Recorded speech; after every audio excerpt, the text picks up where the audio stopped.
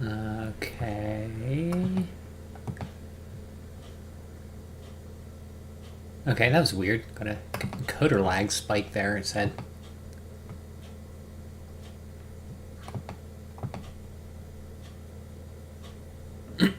Okay. Hey everybody, back again with another look at another Nintendo Power issue.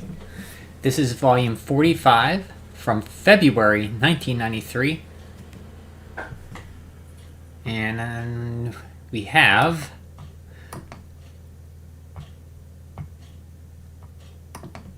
sorry, I was looking at something. It said I had there's problem with my connection here. 1 second.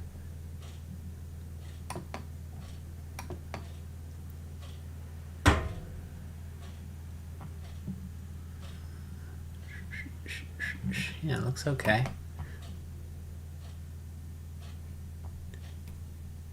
Okay, this is from February 1993, volume 45.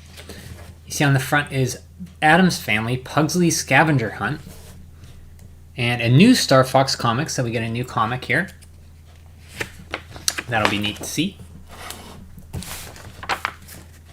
In the front, you have the same Superpower Club kind of cutout they had with like the cards you could get, the cleaning service, and back issues. And they had coupons here, which I think is what was up here. And I already ripped it off on certain games. You could get money off, like $5 off Super Mario Kart, $4 off Metroid.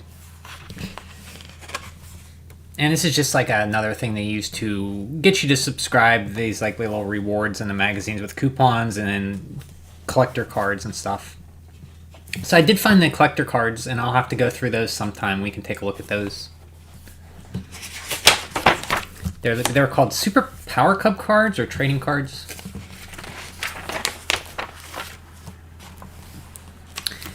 Here's an ad for their cleaning kits for NES, Super Nintendo, and Game Boy. You have, do you know where your game pack has been? And there's a dog chewing on Super Mario 3. You can call 1-800-255-3700 for more information on Nintendo product services. World of Nintendo, world-class service. And here we go. Volume 45, February 1993. You have the Super Nintendo games here first. You said so last month they said we're mixing up. So everyone before Volume 44 had the NES first. But since the Super Nintendo is really taking off, they're putting that first. Interesting that Game Boy is second now instead of NES. I don't remember in the last issue if it was like that. But yeah, NES is like third billing now. Tips from the pros into the info zone, video updates, comics, and players' forums.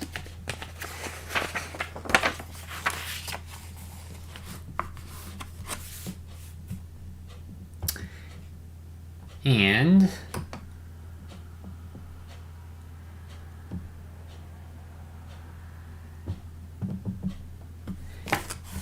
we have the mailbox. This is really fun to read all the time. Hopefully we have some good letters here. Power mailbag. And you have I live in Miami, Florida, and I have been a Nintendo fan for over 4 years. Last Christmas I got a Super NES and was very amused. I have 8 games, and my favorite game is Street Fighter II. Unfortunately, last month we were hit by Hurricane Andrew. I remember Hurricane Andrew, and lost our house and almost all of our possessions.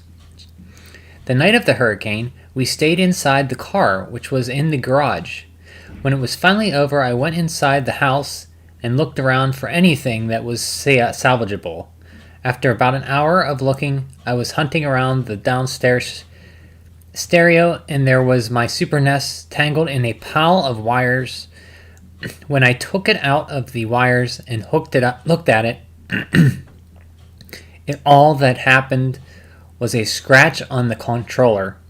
When I brought it into my cousin's house in Coral Springs, it worked fine. I can see why they call it a Super Nintendo. That's from George Sanchez of Miami, Florida. The trading cards are great. First of all, they are a lot of fun to collect. Secondly, most of the challenges on the back of the cards are fun to try. Last but certainly not least, they give you the opportunity to win great games. Hey, what could be better than free games? However, I do have a question about them. Can I use the cards that I have collected from previous issues in the coming months? If they match the winning combinations, I hope I can. It's from Jeremy Daniels, San Antonio, Texas.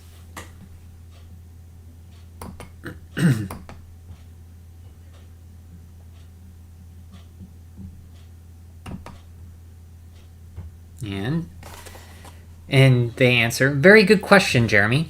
Yes, you can use the trading cards that you've collected from your previous Nintendo Power issue. The only requirements for winning a free game pack are that you send in the correct combination of 3 trading cards and send them in before the deadline for that month's contest. Thanks for the letter, and keep collecting those cards. So what they're talking about is the cards in the magazines you collect over these issues. And if you have the right combination, you send them in and you get a free game pack, which I never even tried. I don't even think I realized that was going on as a kid, or what they were talking about. Had I did that, known that would have been cool. I wonder if I would have actually won something.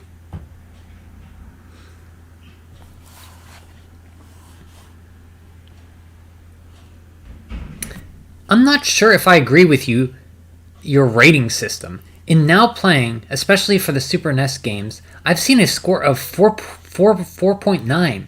Granted, A Link to the Past is great, but what happens when a better game comes out? Aren't you going to have to adjust your ratings of the games you previously reviewed? And with the CD accessory on the horizon, I mean, come on, today's ratings won't mean a thing. Let's see some realistic ratings. Well, TJ, it's also very apparent to us that games will improve in the future. Our rating system Sorry, I can't read this. Our rating system is designed to let you know how good we think a game is based on today's standards. Each game is compared to all other games being evaluated during the same time, period. Interesting. So that guy was complaining. That's from T.J. Shelton from Boston, Massachusetts. He wasn't happy with Nintendo Power's rating systems, and they said, "Look, kid, games can change, ratings can change. Get over it." That's basically what they said. Hey, Malta, how's it going? How's things? The king of YouTube is here. How's it going? I really liked your promo videos, Malta. They were quite entertaining. Like wrestling. They reminded me of wrestling promos that were cut. Pete Barnes writes, I'm a Final Fantasy fanatic, and I heard that Final Fantasy III isn't going to be coming to the US. Why not? They already have Final Fantasy V in Japan. I want more Final Fantasy. That's interesting. Peter Barnes of Portland, Oregon, and Squaresoft writes, or Nintendo writes, Squaresoft, the company responsible for the Final Fantasy series, is considering bringing Final Fantasy III to the North American market. If they do produce it, it's likely to be based on the Japanese version of Final Fantasy V. Also, Squaresoft has more Final Fantasy projects going on now. If you would like your opinions about the Final Fantasy series to be known, use your power or permission and send a letter to Squaresoft, West Park, GI, 8351, 155th 4th Avenue, New Hampshire, Redmond, and Northeast, Redmond, Washington, 98052. We're quite sure that they would love to hear from you. I actually wrote to Squaresoft once, and I was very disappointed when they announced that Final Fantasy, they wouldn't be making games for the N64. I think I told this before. I wrote to them that they were, maybe you heard this, Malta, but I wrote to them as a kid that I was a big fan of their games, and they weren't making for the N64. I wrote a very disappointing letter to them saying how I thought that was terrible that they weren't making games for Nintendo anymore, and I was very disappointed. I got sent a videotape Probably because I wrote that and they had my address for Final Fantasy VII, so it didn't really make a difference. The king is here. Yeah, the king of YouTube is here. How's it going, Malta? So here's the Power Club. So Malta, these Power Club cards you got throughout the issues, if you had a set combination of cards, you could mail them in and get a free game pack, a free game basically. I did mention it. Okay, I thought maybe I did. Yeah. I mean, I was just upset. But I mean, whatever. I mean, it turned out fine. So I didn't realize you could do this, but I have quite a few of these cards. If you have the right cards, you mail them in, you get a free game. For a chance to win a free game for February 1993. White Knuckle scoring with Trickster. Malta, you're a music guy. Have you ever heard of the band Trickster? Because you can actually hang out with these guys, I think. The crowd roared as the lights went out at the Civic Arena in Pittsburgh. That's where I live. And our White Knuckles scoring with Trickster contest winner Debbie Brett and her friend Lori Bagley were there. Trickster had hit the stage. The band was opening up for Kiss, and they put on a great show. Trickster's newest record, Here, had just been released a couple of days before, and the band was also obviously excited to let people hear it live. Debbie and Lori were already big Trickster fans, having seen the band play before. However, getting the opportunity to spend some time with them is what they'll remember the most. The band members, their management, and crew all gathered, all great people to know. So, I guess there was a contest to hang with these guys that Nintendo put on? I'm not quite sure. And they're posing with a Game Boy at the... So this is like this old Civic Arena in Pittsburgh where I'm at. I guess I'm confused. I don't remember this contest. But I never even heard of the band Trickster. Yeah, you never heard of them either, Malta? I've never heard of them. Oh, Richard, hello. Yes, I am alive and well. How are you, Richard? Kiss did a tour with Alice in Chains, so Kiss was touring that late, huh? I really liked Alice in Chains. Hey, Patrick. How's it going? Good to see you, Patrick. Let me see what you're saying here. Nintendo magazines. Yeah, Patrick. This is Nintendo Power, volume 45 from February 1993. For those who aren't in Addams Family, Pugsley's Scavenger Hunt. There's Pugsley on the front. And I just got done talking about Trickster. You finally decided to stop withholding on quality entertainment. Quality? Do you think this is quality entertainment? I don't even call this quality. This is like just something I do, but thank you. It was originally it was Kiss original lineup. Who was Kiss? Peter Criss, Gene Simmons, Paul something, and somebody else, I think. Oh, favorite Addams Family member. Probably Wednesday.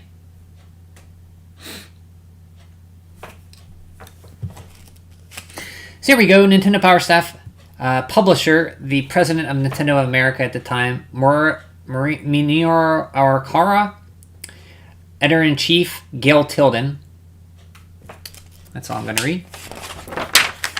Cybernator. So I decided I was going to do this. I almost did a Super Nintendo stream tonight. I still might do it depending on how quickly we get through this.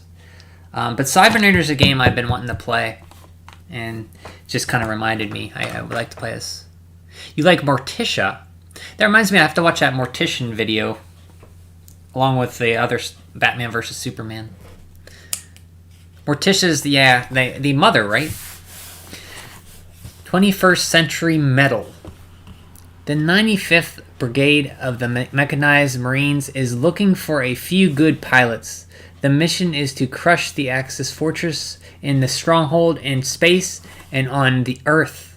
That means that the Cybernator G5E, the most advanced mobile weapon system ever developed, you'll take on the Axis forces in 7 levels of non-stop action. Mission control aboard the Marine vessel versus keeps you updated, but you're really on your own.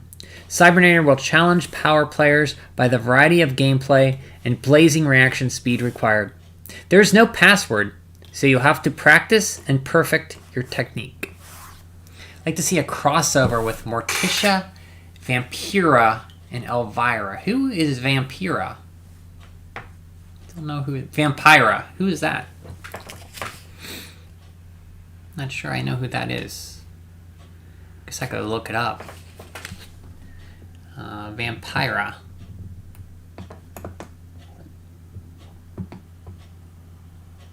Vampira.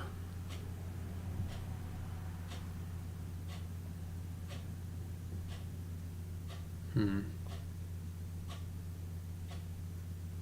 sure who that is. A musician? Is she a musician, maybe? Patrick? Let me look what you're saying here, Patrick. I know European Club Nintendo magazine looks similar to this. Yeah, so it's funny you mentioned that, Patrick. Lemon, who's from Germany, stops in here, and she also had that, and she actually mentioned how about that before. So I know of it. I do not have any episodes, any issues of that, but there are PDFs of it, I think, online on the archive.org or whatever. Oh yeah, Elvira, I know who that is. I think any kid growing up kind of knew who she was coming of age. She is very talented. Let's see. So yeah, this is a cool kind of anime scenes. Like, I played this a little bit, and it was very hectic. I'm not great at shooters, but this is one I'd like to get into and practice and get better at. Really cool box art on it.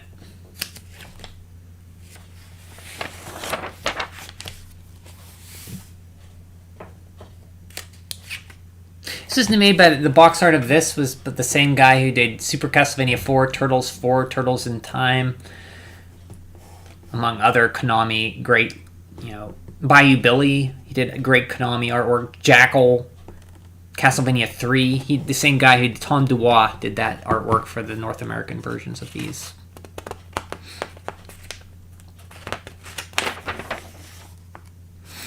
Harley's Humongous Adventure. You see he has like he's kind of shrunk. He has a little pin, I guess.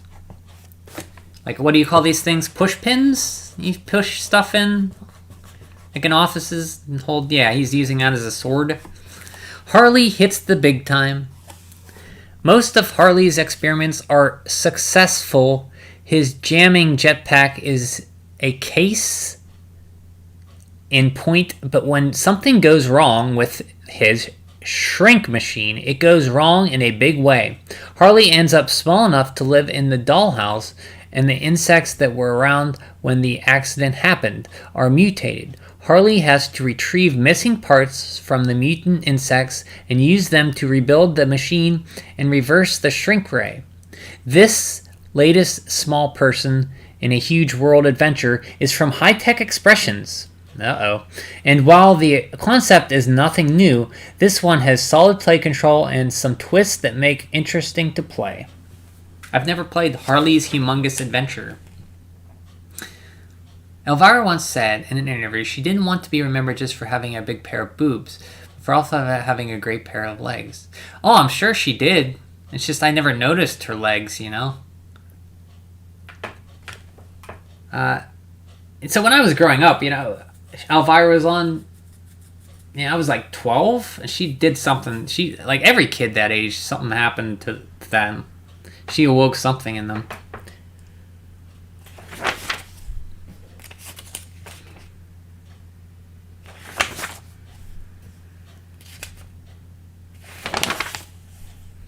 Wing Commander. I've never played a Wing Commander game. I think this is with, what's that guy's name who played Luke Skywalker? The actor? Mark Hamill. I think he was in this, the PC version of it. So I think this is the port of the PC game.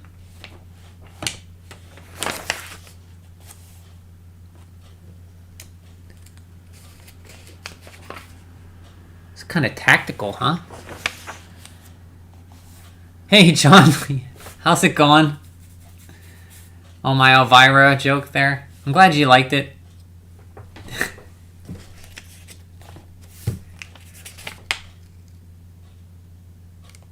How's it going, John? Her comedy movies were very popular as afternoon family film sessions here. Oh, really? I would have felt weird watching Elvira with my mom and dad. Alex Trebek, rest in peace. Jeopardy, anybody here a big Jeopardy fan? Or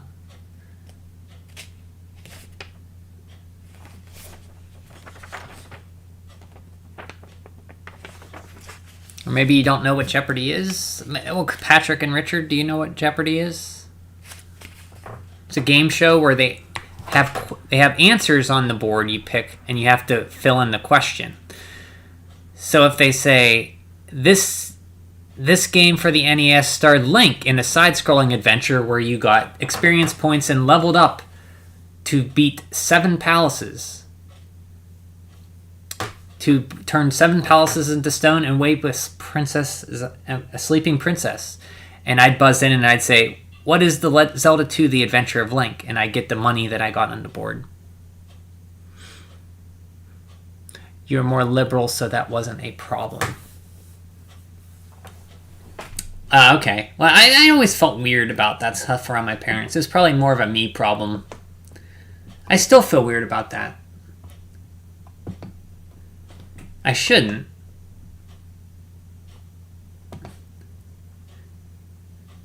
I do not remember there having been many Albanian video game magazines over the years, but there have been some alongside some anime magazines. You had Club Nintendo, though, right, in Europe, Patrick? So that's one you kind of remember. And what about Dragon Ball? You said anime. Dragon Ball was big here. I'm sure you had Dragon Ball.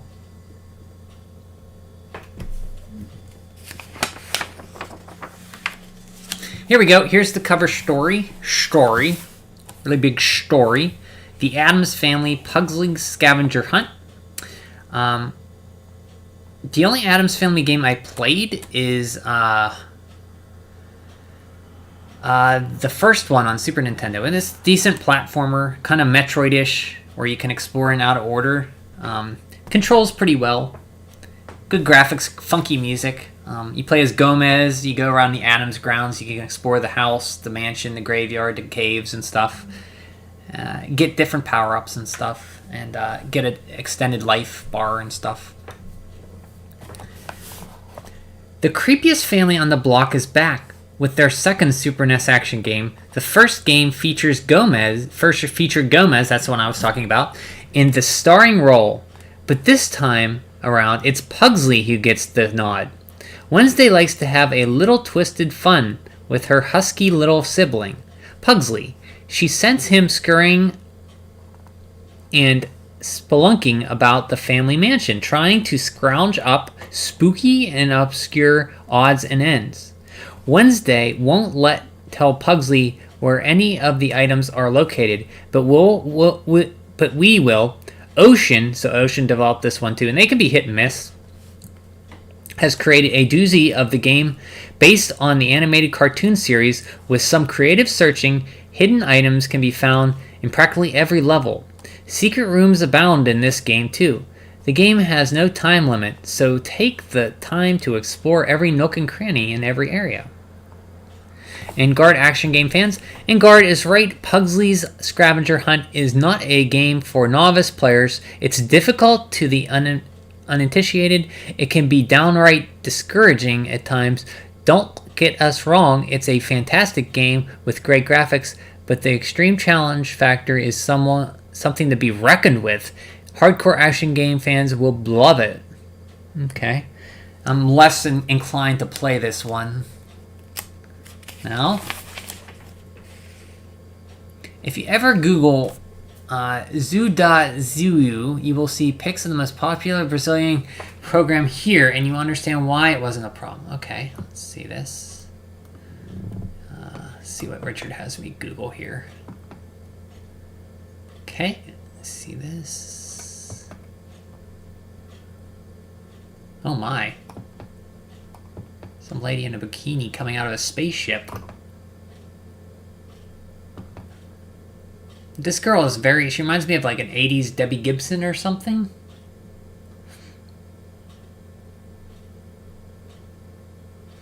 This is definitely 80s I'm looking at right here.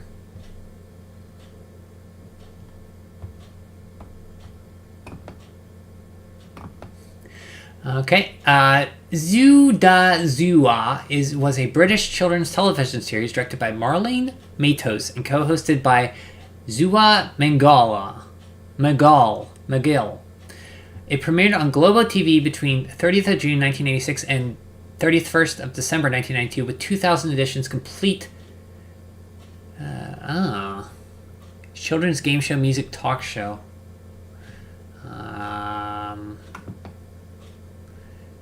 She is now 58. Interesting. I never heard of that. She looked very 80s there, Richard. See, it's funny. You haven't heard of Jeopardy, but I never heard of Zoo.Zua.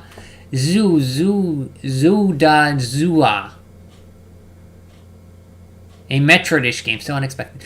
I knew as soon as I said that, Richard, you would, It is, I'm not lying. It has Metroid parts to it. And Patrick says, Dragon Spheres was and is well known in Albania, and in general, there was also some more popular and lesser known animes that became quite popular. Dragon Spheres? You mean Dragon Ball? Was that, wait, it was called Dragon Spheres in Albania? Dragon Ball was? Really? Sorry, I'm getting off topic here. I'm just curious at this.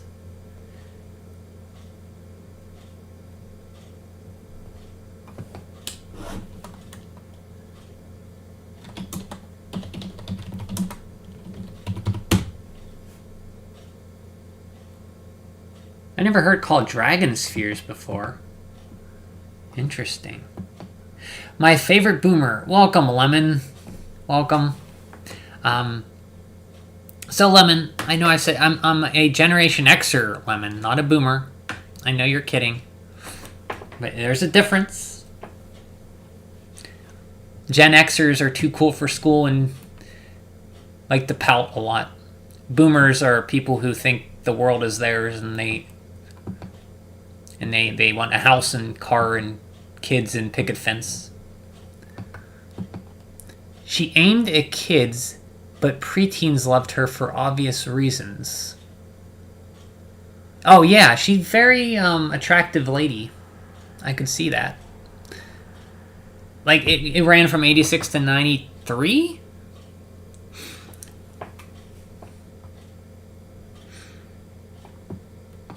Hi, Lemon Shark. Yes, hi, Lemon.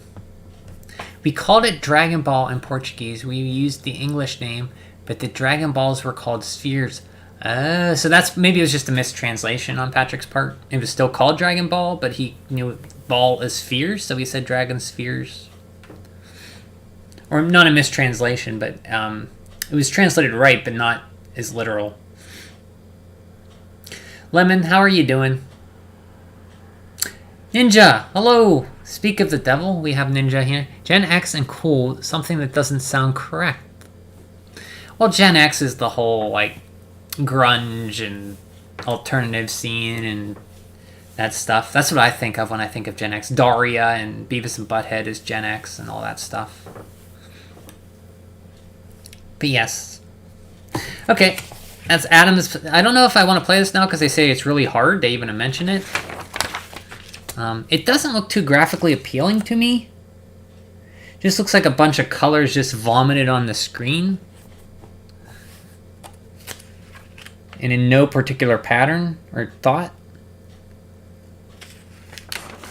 How are you, Ninja?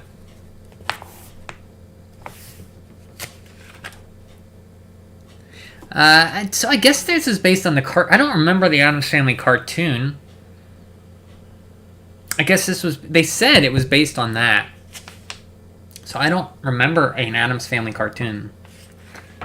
Gen X is the erased generation. Half became millennials and half became boomers. Little oath breaker here. Well, I'm a late Gen Xer. I think that it's like up till 79 or 78 is Gen X. So I'm late Gen X.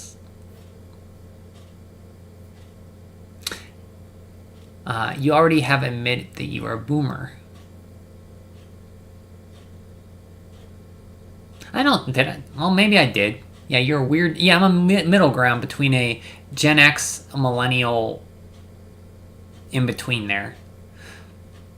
I think baby boomers were from 45 to 69. I think. I want to say. Okay.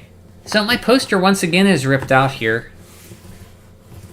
I think I'm kind of worried. I think I have them in a folder somewhere, but I want to find these posters because I used to hang them up. They might be with my cards too. Howard and Nestor, or Nestor because Howard Phillips left, so it's just Nestor. Here we have Aerobiz. This is a game where you run an airport, and I think it's like a simulation game. I never really wanted to play it, but I guess there's more to it. It has different layers, like an onion. Yeah, I'm a weird middle ground. Yeah, I'm like a late Gen Xer and like early millennial, something in between there.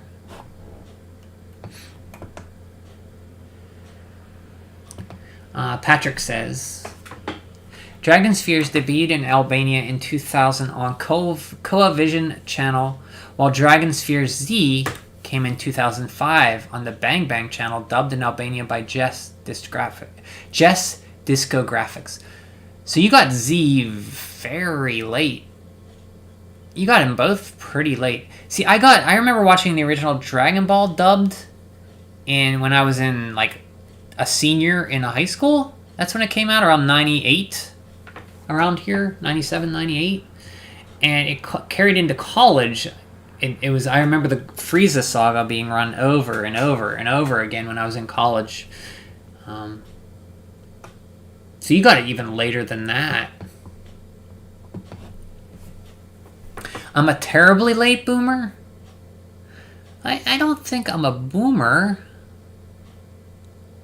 Because I don't think stuff isn't, like... I don't have the mindset of a boomer. Like, my mom and dad are boomers, and I know their mindset, and it is not what I have. If you're a late Gen Xer, then how come you didn't become a millennial? I technically could be a millennial. I can remember, like, records and VHS and rotary phones with long cords. Like, my grandma had this phone with a cord, spiral cord, that she could, like, pick up and take, like, all around the kitchen and living room. It was so stretched out. You know what also has many layers? Shrek. You should watch it. You know, I think we were talking about Shrek before, weren't we? I've never seen a Shrek movie. Maybe Alex was on here, Turbozone, and we were talking about Shrek. And I think you said watch Shrek 2 because it's the best. Because he said donkey. And Lemon says, Goku had like 20 voice actors in Germany. Why that many? Why can't you just get one good one? Why do you have so many? That's interesting. Okay, so this is Aerobiz. I'm getting sidetracked again, sorry. I've never played it. John, have you played Aerobiz? Maybe Ninja, anybody here? You run an airport, I think. Oh, it's Koei, so it's a simulation. They make Romance of the Three Kingdoms and those kind of games. Koei has long been known for their long, drawn-out, rice-buying role-playing games. Wow! Listen to this, guys. Like, I'm gonna read that again. Now, Nintendo Power, man, are they throwing a shot at Koei games here? Now listen to this. I'm gonna read this again. Now tell me if this is a shot fired at Koei games. Koei has long been known for their long, drawn-out, rice-buying role-playing games like Noamboga's Ambition. Does that sound like a little bit of a shot? Aerobiz, I can't believe... Aerobiz is different. It's really fun. Oh, Jesus! It doesn't take long. Aerobiz is different. It's really fun. It doesn't take an eon to complete, and there's not a grain of rice to be found, just lots of jet planes. The object is to connect major cities around the globe with commercial flights like in the real business world. There are many variables that affect your company's performance. Can your airline survive? Love Shrek 2 and 1. I've heard Shrek 2 is the best. No Pokemon and Shrek. No Pokemon, no Shrek, no SpongeBob. What a terrible... Well, my mom... A boomer...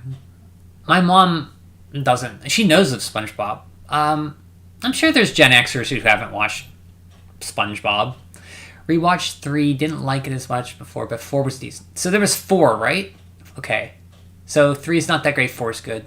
You don't know why there was that many, Lemon, voice actors for Goku?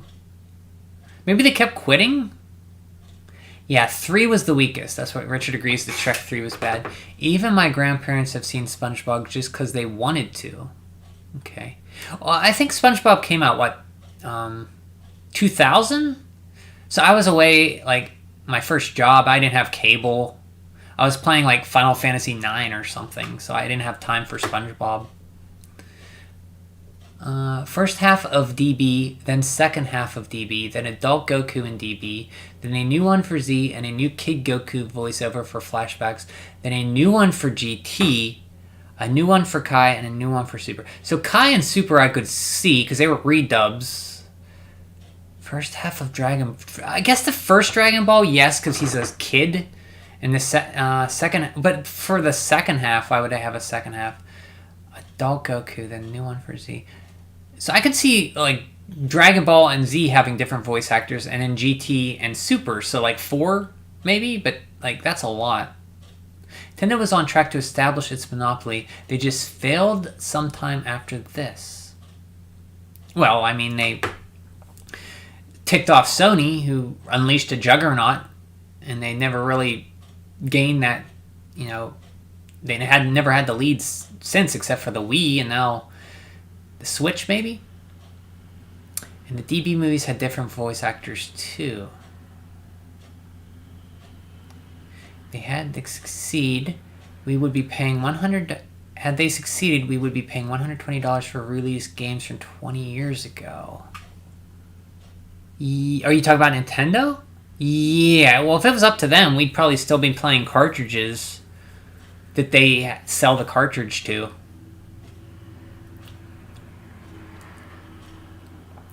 So they can make as much money as possible. Goku, let's see what Patrick is saying. Goku is captured by Julian Kanameti in Albania dubbing. Julian Kanameti. So that Goku in Albanian is Julian Kanameti. A voice actor, audio engineer, born May 30th, 1984. So he is a millennial. Thank you, Patrick. And other for the cameos in Dr. Slump. I've never seen Dr. Slump. I just know of that girl who's like really super powerful that fought Goku once in like a kid version, or there was like a Dragon Ball crossover where she showed up. I forget her name. She's like a robot with glasses and like a cap with wings, and she like beat up Goku and Vegeta. It was pretty funny. You speak as if SpongeBob only aired during that narrow time frame. Well, I haven't had cable since 2005, maybe? And I don't really watch a lot of TV. So I only saw SpongeBob when my niece and nephew, I'd see them, they'd watch it. I've seen actually more Dora the Explorer, to be honest with you. The SpongeBob phenomenon went on from 1999 to 2004, and then became one of the most popular cartoons. Oh yeah, I know SpongeBob's great. I'm not disagreeing with you. I just haven't seen it. Errol, thank you. That's her name. Yeah. See, I've never seen Dr. Slump, but I've seen her in that one Goku crossover, Dragon Ball Z crossover.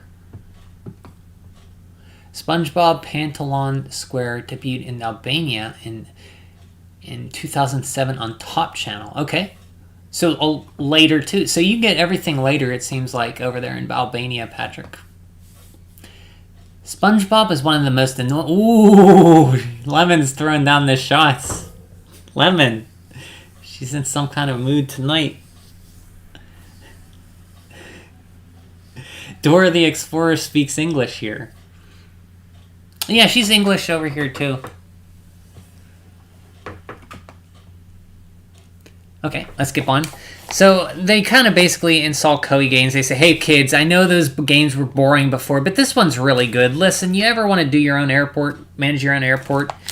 Hey, do this. I don't know any kid that would enjoy doing this. Like, I still don't want to do this. It's interesting, but... See if you can handle this scenario. 1983. So this is a game scenario, guys. 1983 to 2015. One-player game, Tokyo headquarters, beginner level. So 2015, huh? Funny. I like how games sometimes... They should set it further in the future, because there's a Turtles in Time level, like, takes place in 2020 on these skate hoverboards.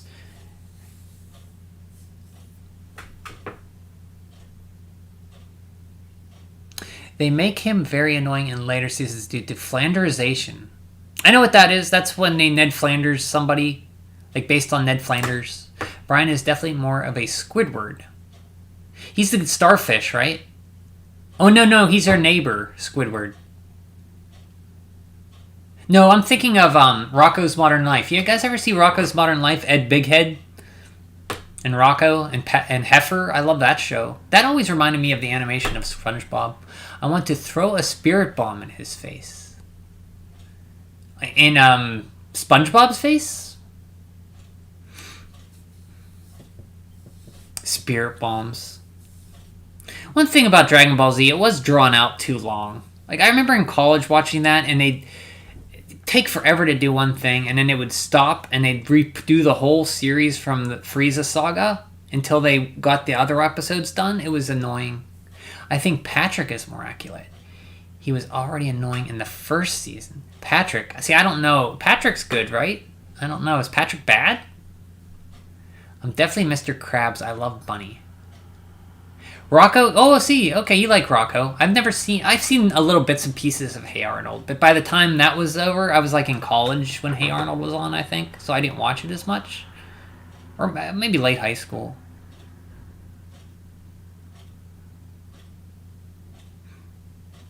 Yes. What's yes?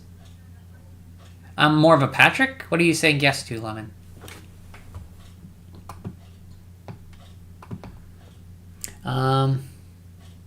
Allard Ciolia is the voice of SpongeBob in Albania. That's what Patrick said. Alex Ciolia, voice actor, born 1973. He is a Gen Xer. There he is. There's a first video. It's Alex Ciolia's Wasted Talent. Brought Bing Back My Boy. So it's a video about SpongeBob, voice actor. Alex Ciolia. I think that's how you pronounce it. Sorry. Patrick is annoying like SpongeBob. Yes to kill Sponge... Oh, okay. Okay. So, I guess Ninja was saying I was annoying then? And that's why?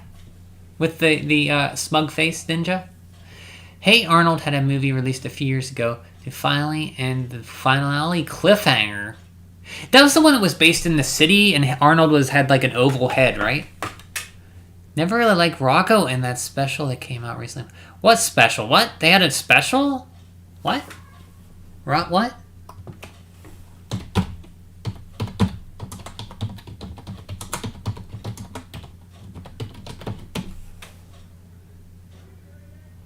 Holy cow, this came out on Netflix in 2019. Never heard of this. They bringing back Rocko's Modern Life. Rocko's Modern Life is officially back 2 decades after the show's season finale aired on Nickelodeon. What? Rocko's Modern Life Static Cling? What? Wait, is this a show or is this like episodes? What's going on here? Is it a movie? What?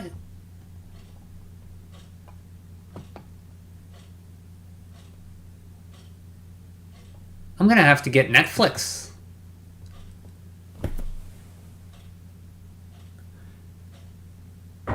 No, it was a different movie. One in the Jungle. Hey Arnold movie? The Invader Zim special. I've never seen Invader Zim. Okay, anyway. So Aerobiz we were talking about. Here we go. Unsung Heroes of the NES. I'm going to love this. This is going to be great.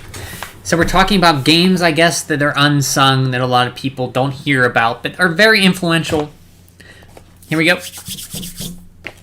Have you ever wondered if there was a game out there that you may have overlooked? A good game that just slipped right past you while you weren't looking? We're willing to bet that it has happened to most of you. This article deals with NES games that didn't sell nearly as well as we thought they would, and their reasons they may not have reached their potential. So, I have a nice lap blanket on. It's a Super Mario Brothers blanket I got for Christmas. I don't know if you guys can see it. What influences a person, namely you, to purchase a video game? It's probably a combination of things. First of all, there's the advertising and marketing efforts. If the TV commercial looks hot, you may be tempted to purchase the game. Does the package appeal to you? Providing that you don't know much about the game, how much can its outward appearance influence you to reach for it in your wallet? Seeing ads in video game magazines really hits home, as will, but unfortunately, but what you see is not always what you get. Mass people purchased the first Simpsons game, Bart vs. the Space Mutants. Many were disappointed with the odd play controls and the overall format of the game. So why did it sell so many copies? Well, for starters, everyone loves The Simpsons. Does this mean that a video game is going to be as good as the TV show? Not necessarily. How much of your purchase decisions is affected by the license company's reputation?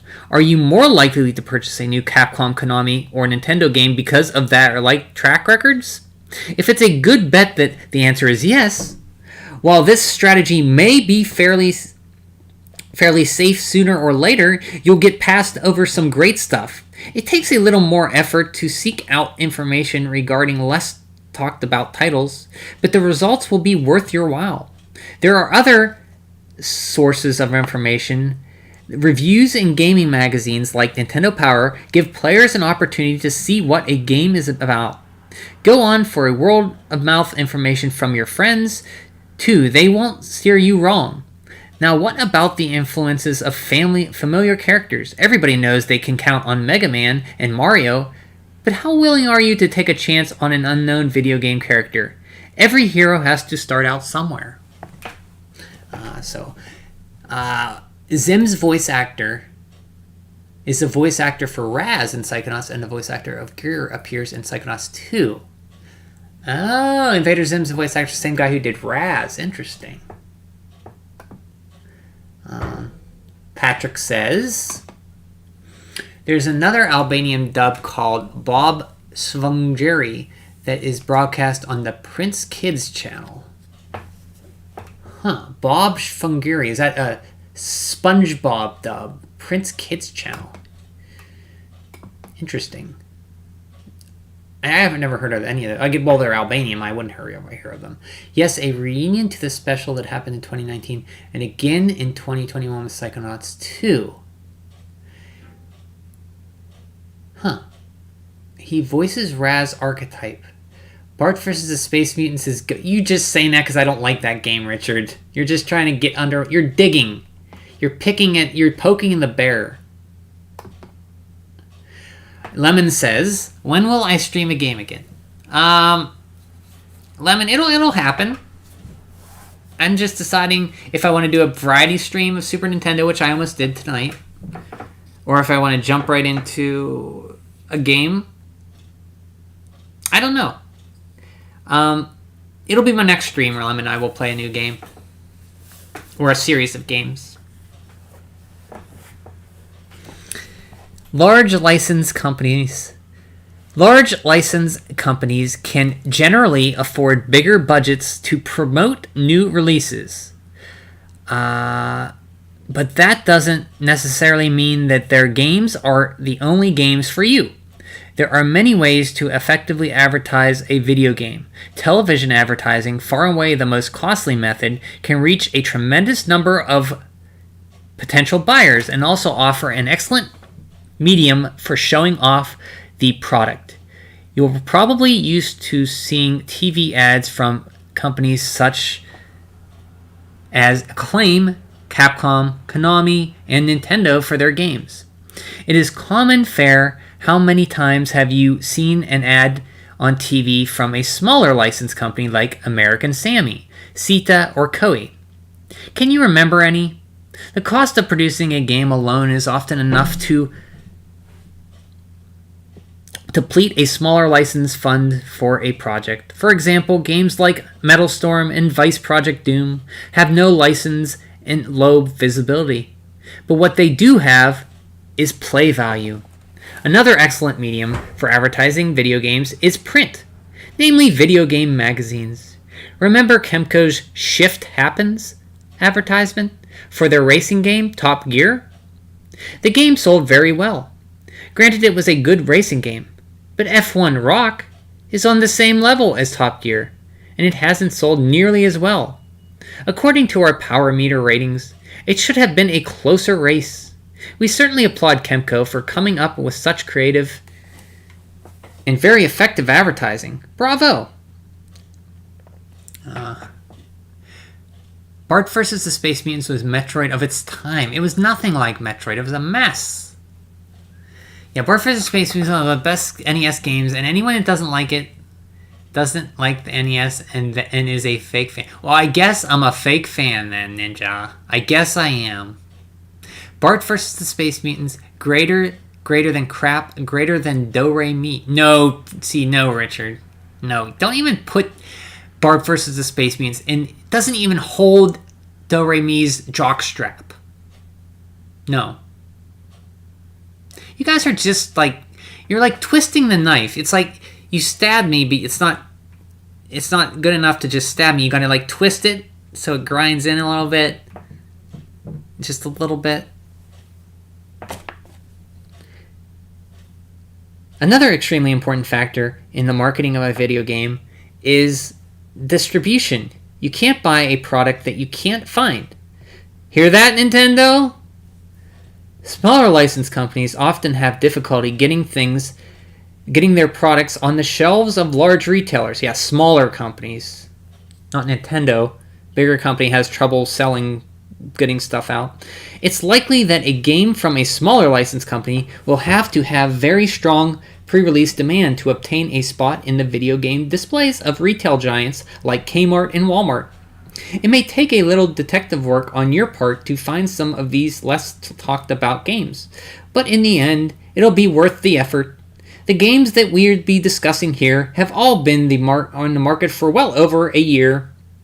Some of them may be difficult to locate in stores. However, you can always call the licensees companies who produce them. They may be able to help. Let's take a brief look at several games that may have suffered from a lack of marketing support and lack of good distribution. Can we play Final Fantasy Adventure? Lemon, I will play that. Not right now, though. I am looking at Nintendo Power Volume 45 for February 1993. It has Pugsley on the front for Pugsley Scavenger Hunt. But someday I will. Maybe my next stream, if I will be playing that, though, because it's the only game I have left in my Switch library to beat, so I do want to finish that so I can cross that off my list. If you are already stabbing, might as well twist it. What is the point of a job half done? So you're saying you want to kill me? Don't forget your Pokemon New Year. I did not make a Pokemon New Year's resolution. Jesus, guy. Can we concentrate on the games here? We're talking about advertising and games. Not rile up the 42-year-old guy. Metal Storm could possibly take the award for the unsung hero of the NES games.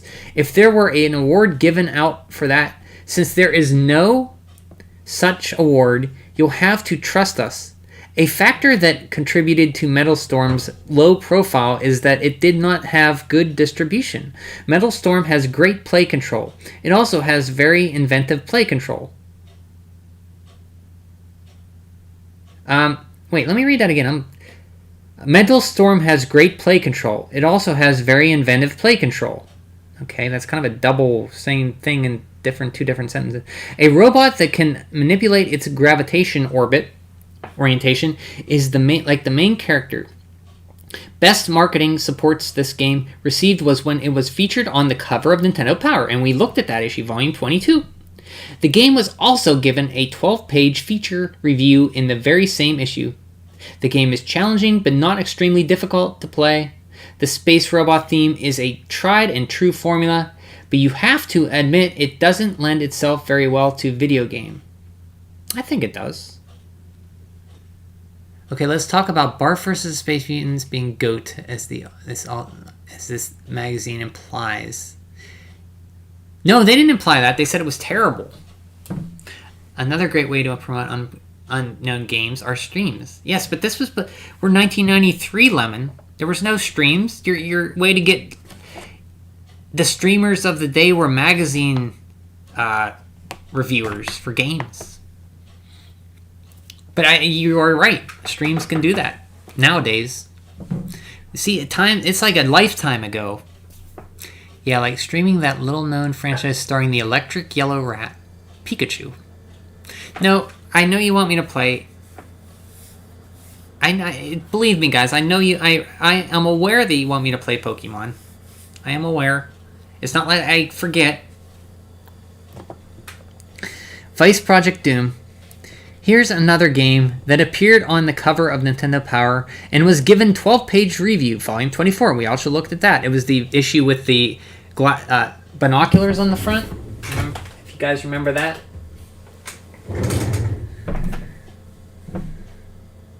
The 11-stage sci-fi adventure game had lots of action to offer, but there weren't a lot of stores who offered it for sale. The distribution of this game was anything but great. Unfortunately, American Sammy doesn't have the ability to muscle their product onto the shelves of many major retailers. Another important factor contributing to the game's weak sales statistically is that the game was released several months after it received the magazine cover. Volume 24 was the May 1991 issue. Oops. When the game was finally released about a half a year later, many people had forgotten about it. This is also approximately the time when the Super Nintendo was being eagerly awaited. Yes, that was for me. Like, when the Super Nintendo was out, I was all about Super Nintendo. I wanted Super Nintendo games, not NES games. Many S owners started saving up cash for their Super NES was much higher on their priorities list than giving a new NES game a try. Getting back into the game itself, the storyline is fantastic. The variety of stages also makes for an enjoyable play. Next time you fire up your NES, keep this one in mind. It is a decent game. I went through it once. We should give it another. I should play it on stream. This next game is one I really want to play. I never really played much, and I'd like to beat it. Thanks. I thought you weren't aware enough, Thar. Yeah, I'm aware. I have no luck tonight in farming orbs in Secret of Mana. Sorry. Well, you don't have to get all the orbs up. You don't have to get everything up to level 8, Lemon. You can just go up to level 6 or something, and that's enough to beat the game, or level 7 and just beat the game. You don't have to do that to yourself. You're applying these strict rules on yourself. River City Ransom is a game I never really played. I kind of want to. Two major things. I had a friend, or not really, he's more of a friend who loved this game. Two major things contributed to the downfall of American technos. River City Ransoms, first of all, the distribution of the product wasn't very good. Secondly, and possibly a more important factor, the game seemed to succumb to the competition from other games, namely Double Dragon. It's ironic that Trade West's marketing Double Dragon, but American Technos developed it. In essence, they ended the companies competing with themselves. Recently, they released a new NES title called Crash and the Boys Street Challenge and are busy working on Super NES project. American Technos did manage to put out a pretty good game when they released River City Ransom. Ryan and Alex, the main characters in the game, are out to clean up the city and the local high school. Good graphics and great fight sequences are high points in this brawling action game. You want all the orbs? Well, I hope you have better luck than Lemon. Well, maybe the remake, maybe they made it harder to get the orbs. So I won't read all of these, but here we go. Kickle Cubicle is pretty fun. It's a puzzle game, but it's not really that hard until you get to the extra levels, and then it gets insane. But you do get credits after the first part, and then I've never beaten the second part. Solar Jetman or Rare, I think, developed this. Or maybe, no, Trade West. I thought Rare did. Little Nemo the Dream Master. My friend had this game. To the visionaries who purchased this game when it was first released, good call. Not many people know about Little Nemo, but more people should. This game is also in the running for the Unsung Hero Award and could possibly beat out Metal Storm. Seeing that it's a Capcom game should prompt a potential purchasers to investigate a bit further. Check out the review in Volume 18 to see what the adventure is all about. At a glance, Nemo seems to appeal to a younger player, but the level of difficulty certainly is appropriate for more experienced players. It's an excellent game. That it is. It's very good. Maniac Mansion is one I want to beat sometime. It's one I just played like the first part of, like the first screen or whatever. So here we go. Star Tropics, a game about... Yes! So I was thinking about Star Tropics 2 today, Richard. I'd like to go through that again as well. I do like Star Tropics a lot. It's very good. Very, very good. Link Farm. Hello. What is that? What does that mean, Link Farm? Not sure what that means. That game taught me one of your amendments grant you the right to bear laser guns to defend your country against colon. Yes. When I was playing through Star Tropics, Richard compared Star Tropics to the British invading America and with aliens and us taking them out with lasers and stuff. Packaging. Many consumers have laid their trust on the strength of a game by what they can see on the outside of the packaging. Don't judge a book by its cover. It can go either way. A poor game can have great box art, and a great game can have poor box art. The package. A good example of this is the first Mega Man game from Capcom. Compared to the packaging from recent Mega Man games, the first one was pretty lame. However, the game ruled. A lot of people now want the original Mega Man game. Capcom re-released the game largely because of this consumer demand. Maybe it was the initial passed over by consumers weren't compelled to grab it off the shelf and take it to the cash register. And you rescued your Uncle Sam and beat the giant red alien King George. Oh, my uncle, yeah, I did rescue my uncle. Well, I didn't really... He stayed there in the cavern, which was kind of weird. He said he was going to stay there, remember? I just left him there in the alien ship underground. I did beat that giant alien. Yeah, Star Fox is good. It's just... Star Tropics is good. It's just that final area is really annoying. The sun never sets in the galactic alien British Empire. Oh yeah, you called the last boss King George. Zodos. A big, like, reptilian guy. Looks like a xenomorph. Don't know why they would want Mega Man 1. It's the weakest of the classic. I like Mega Man 1. It's the most simplest one. It only has a few bosses. It's to the point. It's good. I like Mega Man 1. Well, I mean, at this point, I think Mega Man 5 was out. We're up to 5 at this point, Ninja. So I could see them wanting that. Like, they're playing these other ones. Hey, well, I want to play the first one, so they re-released it. Licensing and character recognition. Okay, who would you choose? Little Kevin McAllister from Home Alone, or some kid named Mike Jones?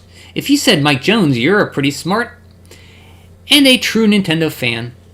Home Alone is a very strong seller, despite the fact that it isn't an outstanding game. The same can be said for The Simpsons. NES games too. Everyone tends to feel safe with what they know. It's okay. It's natural. However, a poor game with a fantastic license is still a poor game. When making a purchase decision, try to look past the license to get to the heart of the game and ask yourself, will I really enjoy playing it? Here are some games that don't feature popular licensed characters, but nonetheless deserve a closer look. It's a completionist game. Yes! You're talking about the kids who want to play Mega Man 1 because they want to be completionists? Yeah, probably. I mean, it's still worth playing. I think Mega Man 1's a fine game. Just the Yellow Devil's a little hard, but the game is pretty fun. Mike Jones. You know Mike Jones? Lemon? Do you know Star Tropics, Lemon? Have you played it? So, Star Tropics. A boy named Mike Jones is the hero of this adventure, but he didn't receive what Nintendo would call a hero's welcome. This game could have been a blockbuster if it had a popular character in the starring role. Mike's yo-yo isn't the only weapon he has to protect himself for. Most of the game, Star Tropics aptly combines elements of action and role-playing in this adventure. The play control is a bit awkward, but it doesn't take much to get over that and to get used to it. The action gets fierce for Mike in the final stages of the game. Yes, it does. Give it a try. It's a very good game. And there's the red British King George that you fight that Richard was talking about right there. No, you don't like Mike Jones? Well, Lemon, I have a playthrough of Star Tropics on my channel. It's not a long game. You can go back and watch it and get yourself to know who Mike Jones is. He's the hero of Star Tropics. And I kind of want to do the second one sometime. Rockin Cats. I have this game. This is good too. By Atlas. More inventive play control is waiting for you in Rockin Cats. The main cat, Willie, is a total no-name character. He's certainly no Chester Cheetah or Tom from Tom and Jerry, but Willie is on the... Willie! Ah! Willie is on the ball and does have some really cool moves at his disposal. His best ally and main weapon is a gun loaded with a retractable boxing glove. The boxing glove also acts as a grappling hook and allows Willie to make some outstanding moves. And you can swing the boxing glove, it's like a grappling hook, and you can swing around. It's pretty cool. Yeah, true. Yeah, I think Mega Man 1's still worth playing. It's still a Mega Man game, so even if you don't like it, it's the worst one you feel, it's still decent.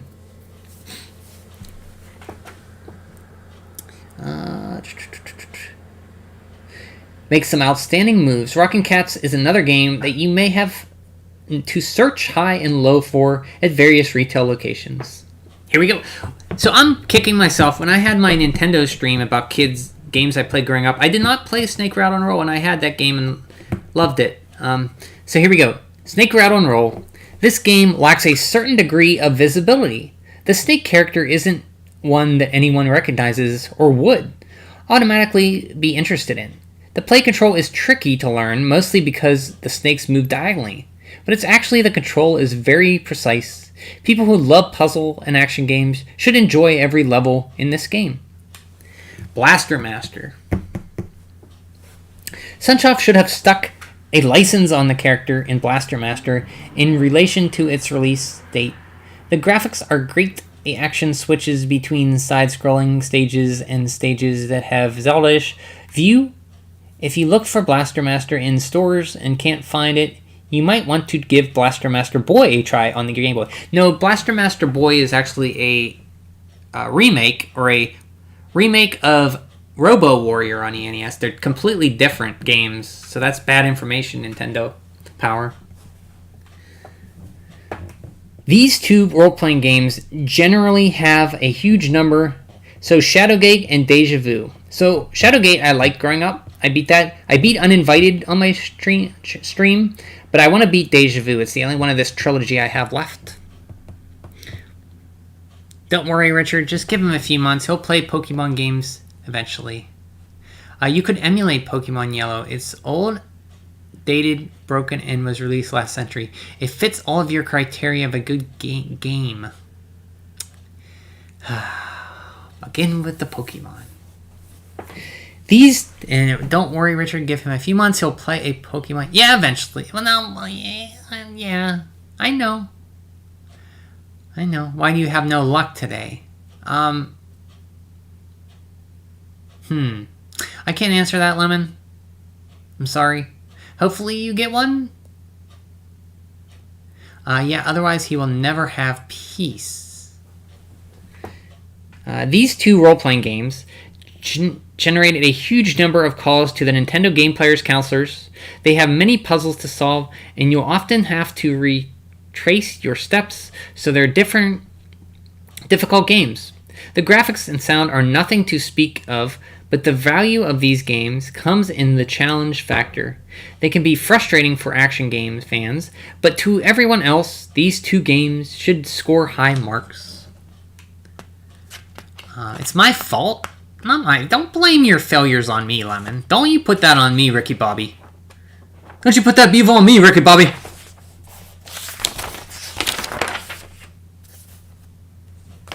Hey, anybody know what that's from? That's a movie. Don't underestimate my jinxing and hex. Maybe it was Richard.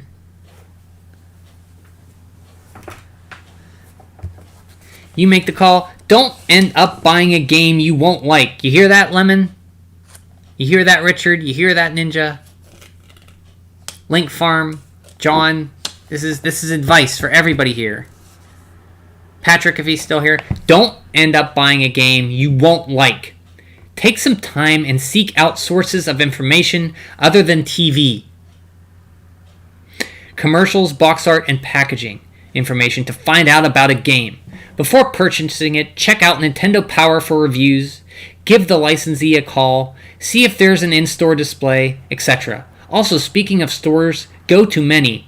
You'll be able to see more of the games that are available, and you'll also be able to find the best prices. Taking these steps will help you out to find a game that you'll really, really enjoy.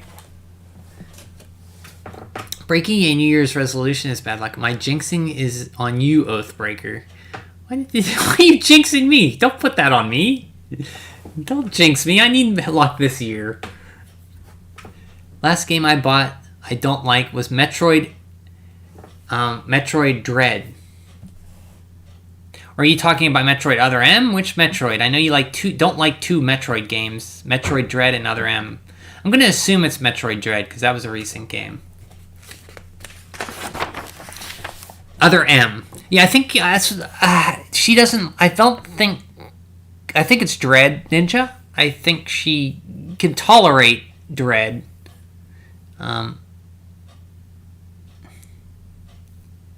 Fat Joke says to us, the guy who spent his salary impulsively buying trashy games from the game store he worked at. Fat Joke? I didn't make a fat joke. Oh, well, those games were like $5, Richard. They didn't cost me anything. No, that's Other Crap. Oh, Metroid Crap is Dread and Other Crap is Other M? Okay. Patrick says something about Pokemon. Let me translate. Why is everyone talking so much about Pokemon? So, Patrick, they want me to play Pokemon is the gist of it, and I've never played a Pokemon, and they keep saying I promised to play Pokemon, which I didn't promise to play Pokemon. So they're never letting me forget it. That's why. Yeah, Brian, you're absolutely right. I should have played the game and seen other context to see if Breath of the Wild was actually good. And it wouldn't be a stream until Ninja insults Breath of the Wild. Now the stream is complete. Yes, I can tolerate Metroid crap and not other crap. Love how Ninja always has to throw a shot in at Breath of the Wild. I did not. I don't know. You guys, I feel like you're gaslighting me to play Pokemon. I don't remember saying I'd promised to do it. Okay. Super Mario Kart Mini... This is classified information. Super Mario Kart.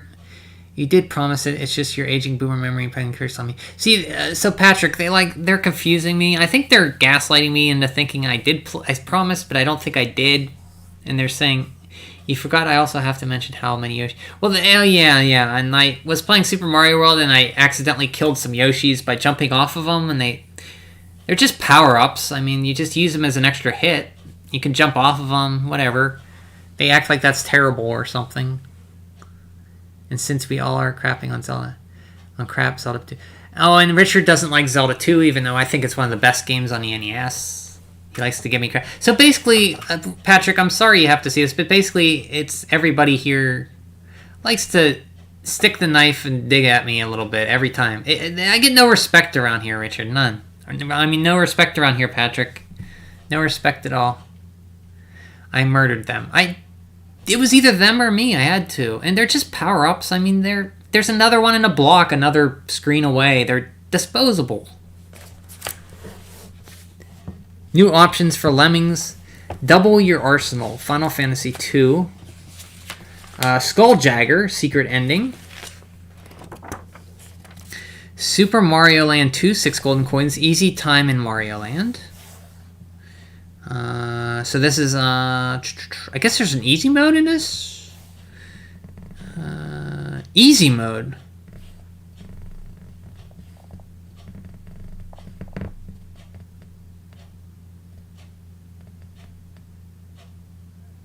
Oh, if you hold select while going down a pipe, easy mode up here. I didn't know that. That's interesting. Rocky and Bullwinkle, Weird Warp, Kid Icarus, special password. Finishing this classic game for the NES is very difficult. First, following password, parking. You will start in stage 3-4 with all the sacred boat treasures. Wow, that's interesting. Parking. I gotta remember that. You murdered them, but they were your friends. They trusted... They were just there. I'm tired of defending my actions. They're just power-ups in that game. They're disposable. You can get them anywhere. What am I on about, Brian? I haven't said... I'm not saying... I mean... You haven't. But Lemon and Richard always twist the knife. Oh, Mickey Mania? Or Mickey Mouse? Mickey Mouse Capades. Yeah, I've never played this game either. Stage select. Interesting. Ice hockey.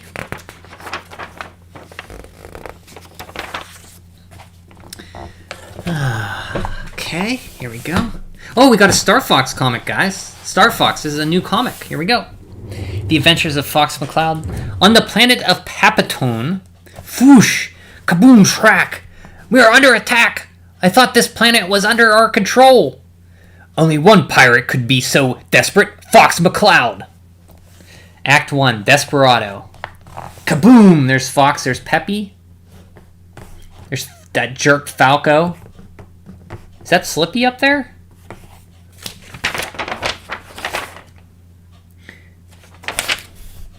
Whirl. What's the haul, Peppy? Slim pickings, some fuel packets, a case of Hyper Twinkies, 3 gravity dumps, and an android pig named Herbert. Emperor Andros won't be able to ignore us now. That was his favorite pig. Slippy, deliver those Hyper Twinkies to the villagers right away. I'm on it, boss. Whoosh! Whoosh! Whoosh! Fox, we can't go on like this. No one ever got rich raiding Imperial scowls. I say we move on to a rich planet with lots of fat commercials. Freighters for the taking. Feathers for brains! For the last time, we are not thieves! Yeah, that's right, you tell that stupid Falco. We are a sort of people approximation committee. That is why we only raid Imperial ships. Falco, my good Raptor, have you forgotten the golden rule? Yeah, I know, but... Make the guy with the gold pay. We are like Robin Hood, friends of the poor, heroes of the downtrodden, aliens, snappy dressers. Father, he's worrying about his father, thinking about his father. He has a picture of James. Fox! There was a telegram for you at the village. It's from Director General Pepper of Corneria's Planetary Defense Council. Oh, they really made Slippy really look disgusting. General Pepper? I thought he was only a sergeant. Maybe he needs a band of ruthless mercenaries who's no fear. Yeah, sure. Greetings, Fox. Is this thing focused? Blip. You're the difficult guy to reach, did you know? The communications cartel had you excommunicated for lack of payment. Yeah, go figure. Here's the deal, Fox. I need the best pilots in the star system, and that means you and your team of ruthless mercenaries.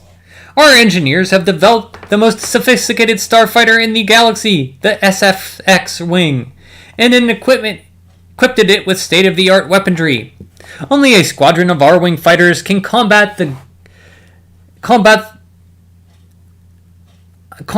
growing menace of the Emperor's troops. You'll be well rewarded if you accept my offer and come to Corneria. Even as I record this, karoomsh, our world is under attack by Imperial lizard troopers. We need all the help we can get, even from mangy outlaws. Who is he calling mangy? There isn't much time, McLeod. Now is the time to prove that you stand for honor, decency, and freedom of the species. I'll be waiting. Patoon Spaceport. Stowaways! Stop grousing. Pepper should have had us sent Starliner tickets first class. We may be leaving without a cent, but one day we'll be back and stinkin' rich. Get set for acceleration shock. What I wouldn't give for a pair of anti-gravity underwear. Hey, where's Slippy? Hiding out in the cryo mud baths. Amphiboids have it made. Amphibioids have it made. This is a hold on. Whoosh. We can't stay in this salt shaker forever. I'm taking a look around. Impatient like your dad. The starfighters hold. Click. They look out. They step out. We never shipped out like this back home. No champagne, no dancing, squirrels. How low the mighty have fallen. Very moving, Falco. Listen.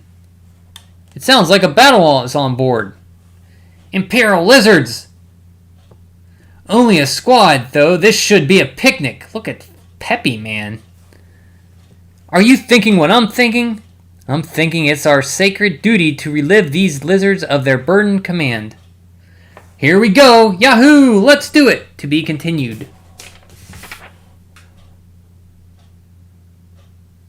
A Star Fox Wars crossover could have saved the last movie, or at least the last Star Wars movie, or at least made it entertaining. I haven't seen that yet. Jedi Return? Jedi Skywalker? Did I ever play Starlink? I have not, Lemon. No. Is it any good? Stardog. Star Fox, Richard. You got a glove orb. Congratulations. Congratulations, Lemon. You like the Mario comics better? Well, because Peach was like so... Like the hero of that one? Man, that sounds like a decent story in game. I sure hope they just don't constantly make this story for like 4th time. I like that. That was good, Ninja. Is that a jab at 64? It's okay. If Starlink is okay. Yeah, I knew that it was like you got like a toy ship with it or something. That kind of put me off. I don't know. I heard it plays just like they added like Star Fox characters to it. At least the art style isn't ugly. It's a different take. I like it. I like the Mario art style too. It's a Ubisoft game. No, well, nobody's perfect. I mean, I like the Rayman games. They're Ubisoft, but I like the Star Fox stuff. I mean, there's good Ubisoft games. I think Rayman Origins and Legends was good.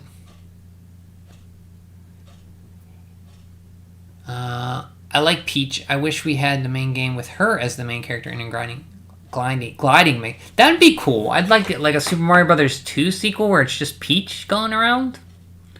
Or a decent Mario RPG where she's playable. I mean, yeah, she was playable in Super Mario RPG. But I'd like to have Super Mario RPG 2. You can download all the stuff and it's sale all the time, so it's not expensive. Interesting.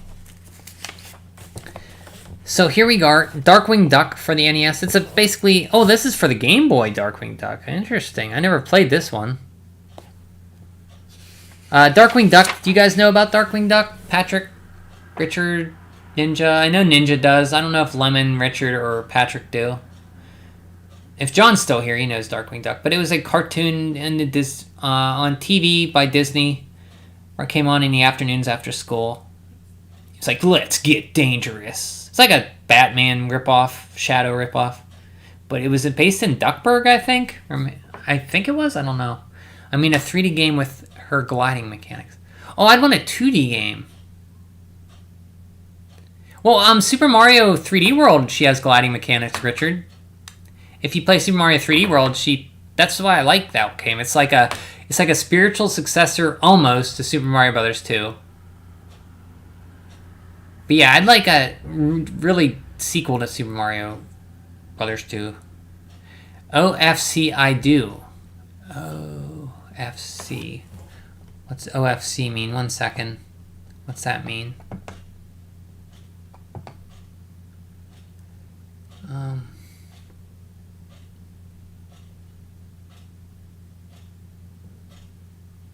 Of course. Of course I do. Okay, so you're talking about Darkwing Duck. I gotcha. I didn't know what IOC meant. So you guys have, even in other countries, you've heard of Darkwing Duck. That's good. I don't know all the time if these licenses are over in other countries. Like Super Princess Peach Universe, or Super Princess Peach Iliad, or Super Princess Peach Moonshine, or Super Princess Peach 128, Super Princess Peach Multiplayer. Super Princess Peach. Have you guys played... Did I ask you this before? Super Princess Peach on the DS. I enjoyed that game. I know Darkwing Duck prefer Scrooge. Yeah, I like Scrooge too. I just want a game where Mario Cast is actually playable, not just Mario. Yes, I agree. Like, put them all in there, you know, Luigi, Daisy, Mario, Luigi, Toad, Toadsworth, Yoshi, Wario, Waluigi, freaking... Who else am I missing? That'd be cool.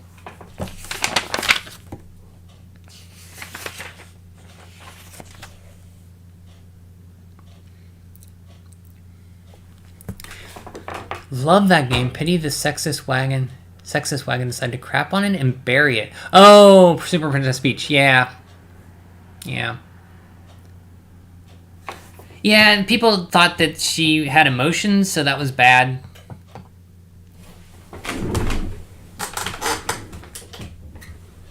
I've watched the Darkwing Rosa before. Darkwing Rosa.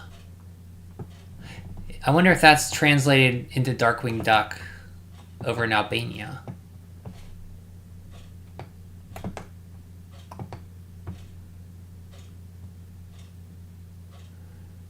I don't know if that's the same thing or not. Darkwing Duck was a Disney cartoon, Patrick, about a duck who was a crime fighter.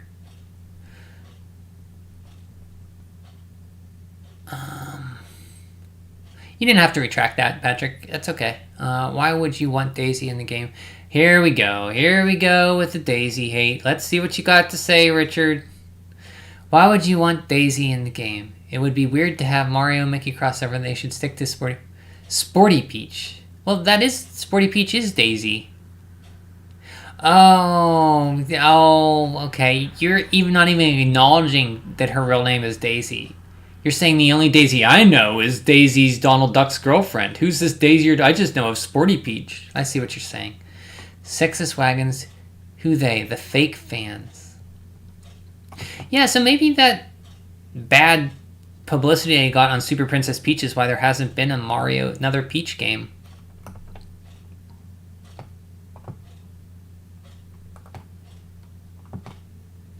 I tried to translate my message into English, but it did not work correctly. Oh, okay. That's okay. I mean, I can translate quick enough, I guess.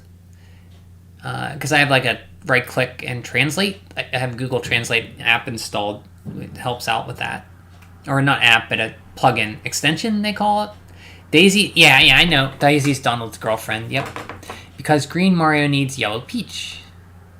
Orange, yeah, she needs Daisy. Yeah, like, Peach, like, Daisy is, people forget she's a princess from Sarasaland, and she's important to the Mario canon.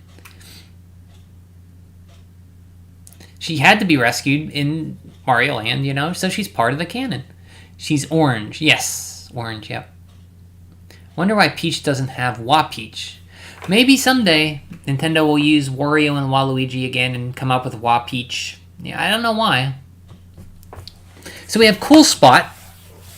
Richard, this is for you, Richard and Patrick. Or this is for Richard, Lemon, and Patrick. Do you guys know who this character is, Spot? What brand he is the mascot for? He is the mascot for 7-Up Cola. He has a surprisingly decent platformer on Genesis and Super Nintendo. Spots. It's called, is it Cool Spot? That's what I want to say. I think it's called. Yeah, Cool Spot. It's pretty decent. It's made by the same people who do Earthworm Jim, Aladdin, those guys. Shiny, I think it is. You know what, guys? At least she isn't as overused and overrated. It's Blue Space Peach. Oh, Rosalina, huh? Rosalina's like a giant. She's like 6'8", 6'5", something like that. She's a tank. People forget she edicts. Why would they exist? Why would they remember she's a princess? I mean, they do because they don't use her enough. They just put her in sports games. Ninja is talking about Rosalina. So Blue Space Peach is Rosalina. He was a mascot, Lemon, for 7-Up Cola. If you ever heard of 7-Up, he was a Spot, and he was like a come-to-life version of the Spot on the can.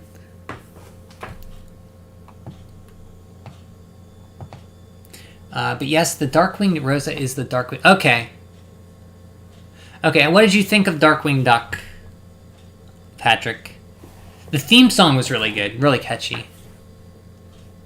There was actually going to be a Wa-Peach for Mario Tennis, like Waluigi, that was going to be used in the long run, but it was scrapped in Phaser just for Daisy. So they probably thought, like, oh, we haven't used Daisy in a while. Why don't we just throw her in there, you know? And Smash. Oh, yeah. Put her in Smash. And Ninja says, Smash, puke. Yeah, I'm not the biggest Smash fan either. Sporty Peach sucked enough, I guess. You mean Daisy, right? What is 7-Up Cola? 7-Up Cola. You never had a 7-Up, Lemon? It was an American cola. It tasted like lemon lime. Like Sprite or something. And it had the word 7-Up, and there was a spot in the logo between the 7 and the up. They called it the Uncola. And Spot was the spot that would leap off of the cola. Yeah, it's like 7-Up.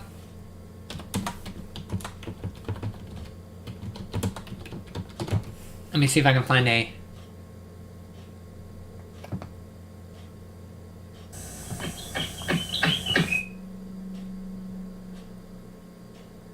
Here's a commercial for him. I'll post this one here. I don't remember this one, but there you go, Lemon. Thought you would love Smash. I tried it. I don't really care for it. I tried it once when I was playing 64 stuff, and I didn't really care for it. And I tried the fourth one for Wii U, and I didn't really care for it. They probably dislike her in the universe. They just remembered her and called her because they need the numbers for the sport games, so all the underdogs get remembered. Yeah, she's almost like relegated to like sports games now. So being called Sporty Peach, I could see that. For being able to... Oh, you thought I'd like Smash for being able to smash Yoshi. No, it's not like I'd go up... Like, I wouldn't... If I had the ability to hit Yoshi, I wouldn't do it. Like, in Mario. Like, that's just mean. Daisy doesn't suck. She is one of my favorite characters along... No, I'm talking about... Not that Daisy, Richard. Daisy, the Princess of Sarasaland in Super Mario universe. Okay. Alien 3. The Super Nintendo version is okay. I don't really love it, but it's not bad. And there was an NES version, too, and a Genesis version. They're Metroid-y kind of games. Anybody know Ren and Stimpy here? Ren and Stimpy? This was a big... I loved Ren and Stimpy. Nicktoons. I bet you Patrick's watched Ren and Stimpy. Space Cadets Adventures. This is for Game Boy. A lot of Game Boy stuff, man. Rampart. You ever play Rampart? This is a strategy game, I think. They call her like you called all those people you hated and you called to your SNES party for... Oh, Richard. Richard is referring to the party I had as a kid to get money for my SNES. He's saying they just called her up to use her, basically, is what Richard is getting at. She just probably did her own thing, better than Peach actually becoming useless and being relegated to getting saved every time Mario, or his nicer brother. Yeah, I think that's it. This was a bad movie. Thanks, Miyamoto, for not actually using your Mario cast. Bad movie. The Super Mario Brothers movie?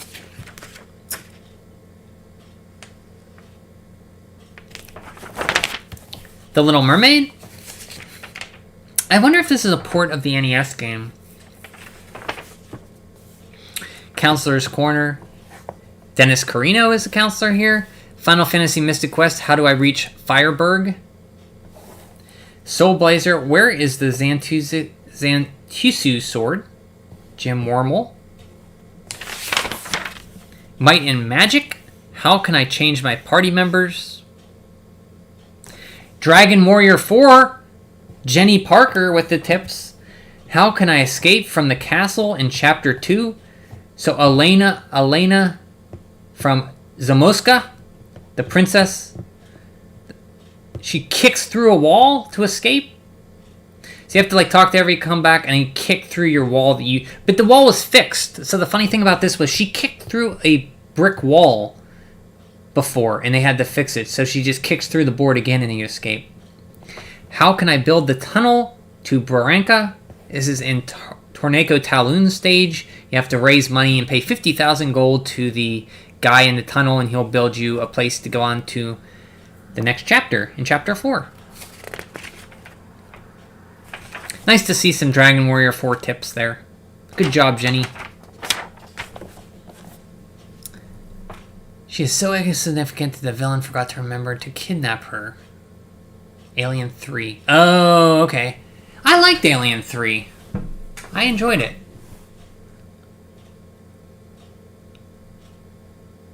No, just knew better than to kidnap her. Besides, at this point, it's just to grunge for Bowser to take over the Mushroom Kingdom.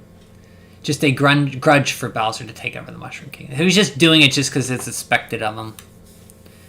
They'll probably just call the police when she gets kidnapped. I don't think there is police in the Mushroom Kingdom, though. TMNT 4, Turtles in Time. How fast can you finish the game in easy mode? Tetris, Metroid. Can you finish the game in under 45 minutes without getting defeated? F-Zero. What's the fastest time you can get in the Mute City time trial? Pac-Man Wave Race for Game Boy. What is the best time you can get on the first track in the circuit? Prince of Persia. How much time do you have when you finish the game?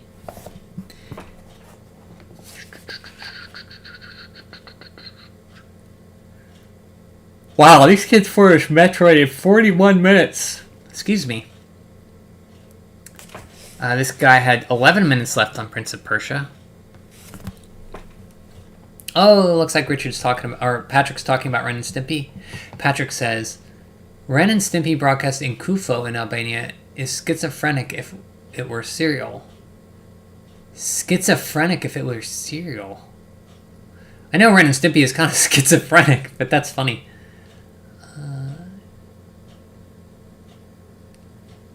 She is. Oh yeah, she's from Sarasalan. Yeah, you said so yourself. I thought you were talking about Daisy being kidnapped. I thought you were talking about Daisy being kidnapped. She comes from the stupid, ugly desert kingdom. Sarasalan, Richard. Man, this is the longest Nintendo Power read I've ever had for one issue. Take out the trash. Zen Intergalactic Ninja. You guys keep getting me off on tangents here. I need to concentrate. I've never played this game. I don't know anything about it. It's a Konami game, I think. Based on a comic? You guys like comics, right? You ever hear of Zen Intergalactic Ninja? It looks kind of cool. See, this is a game on ROM I'd like to try. You guys say about not playing ROMs? It's one I could try. If only we could go to more places than just the Mushroom Kingdom. I mean, Odyssey jumped around a lot. I mean, in Mario 2, you went to the Subcon. That was cool. You went all over the place. Thinking Galaxy, you're up in space, right? Wow, look at this level. Jesus.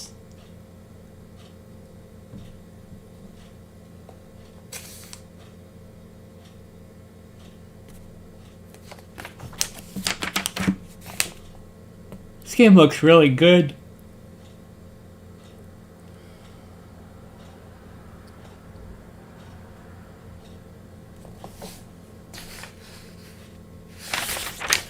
Bomberman, warning, it's a blast. Oh, Bomberman 2, okay. This is a series I don't have a lot of experience with, Bomberman.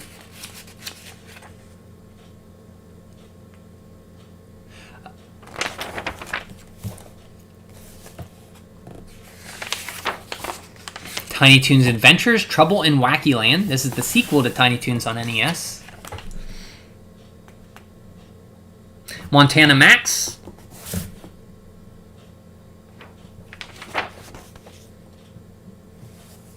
I think this is like a bunch of mini games in the stages you can do. I've never played this one.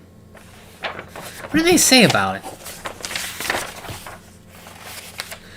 Konami's latest Tiny Toons game stars Buster, Babs, and the rest of the gang. It's a 5-level 1-player game that's a quick play for experienced players. These amusement park stages and character animations will probably appeal most to younger players who are fans of the Tiny Toons. I played the first one. The first one's fun. Never played this one. It looks like a roller coaster level, which I'm not a fan of on NES games. I didn't like it on I didn't like that level on Kid Dracula, the roller coaster one. Yeah, like Fireflower Kingdom or Starman Kingdom or the Raccoon Suit Kingdom. Yeah, I don't think those are actually places, but okay. Yeah, I don't think... They could be like the Super Mario Brothers Super Show and go to like Elvis World and Star Wars Land or something like that. What they did in the show is weird. Like any theme, they called it a land and they went to. Time Diver Eon Man. So this game never came out. So this is interesting. I don't think this game ever came out. And they're reviewing it in Nintendo Power. Time Diver Eon Man.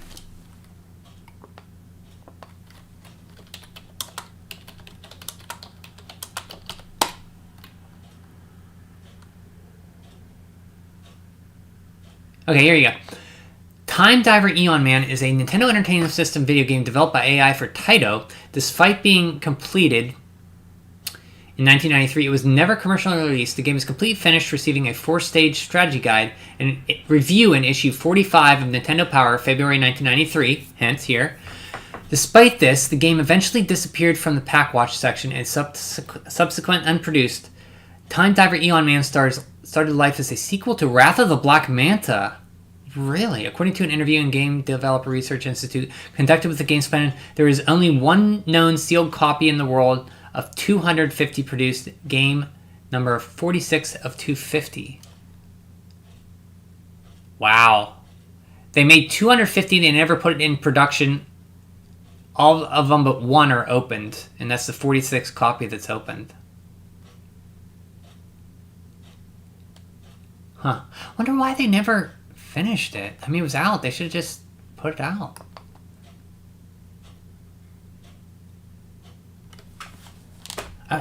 Surely you can play a ROM of this now, right? Earth, 60 years into the future. The world is virtually crime-free thanks to the Clear system invented by Kane Nelson, scientist extraordinaire. That is until a secret organization called Romdrux decides to challenge the system by unleashing a plague of crime. And in order for them to succeed, they'll need to prevent the Clear Sky system from ever being invented. And that means eliminating Kane from his ancestors. Los Angeles, 1993. Dan Nilsson thought he was an extraordinary student living in LA until the day he found himself under attack by Romdrux warriors. During the attack, Dan learns about his future son Kane and vows to protect his family's past, present, and future. It's a race through time in this new sci-fi thriller from Taito. Yeah, this game looks fun. I wonder if they had a released ROM for it. I'd like to try this out. I mean, it's finished. Surely they released a ROM of it, right? You got a flame weapon, mega attack, bird brain. There's birds enemies. Of course there's bird enemies. Which path? Multiple paths. Travel up to the next passage. Breakout, flame on, flames.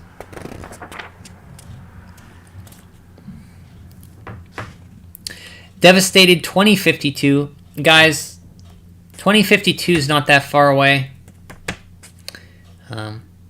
I think actually what this is 93?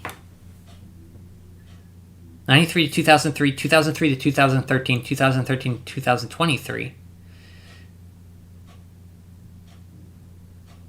So we're about as far away from this magazine being published as we are from 2052.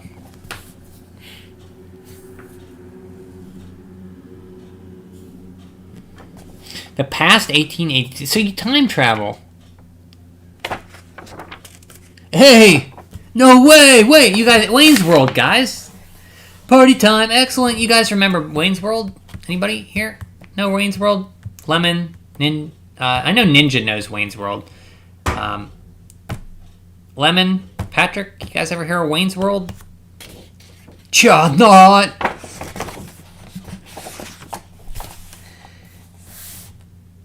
Grand prize will hurl these prizes at you. A Fender Stratocaster, Fender amp, a video camera. You're not worthy. A pair of drumsticks, a really nice couch, not. A Wayne's World Super NES game pack from THQ.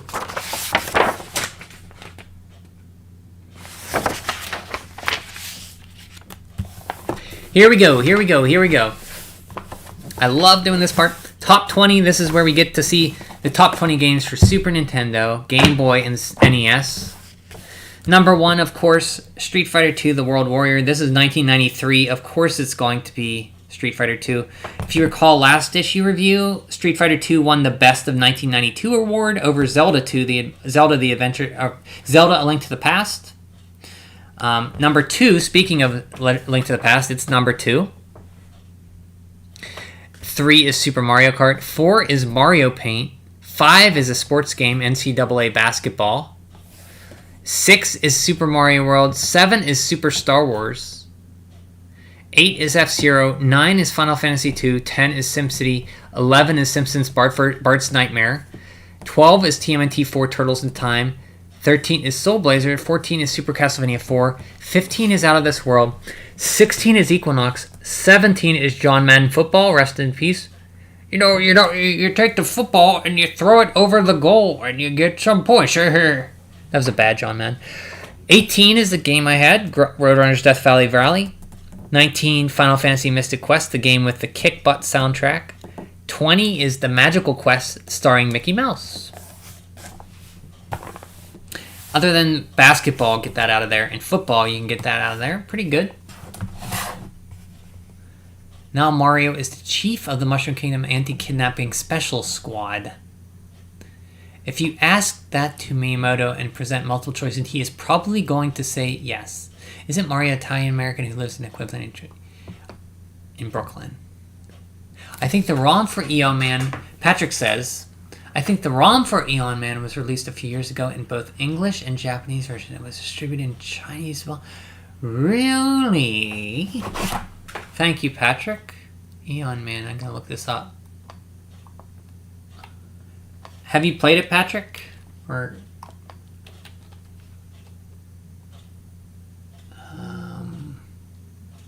It was, yes. Wow, yeah, it is out. It says prototype, but it's like out. Yeah, there's a whole playthrough on... Wow, there's a playthrough on YouTube?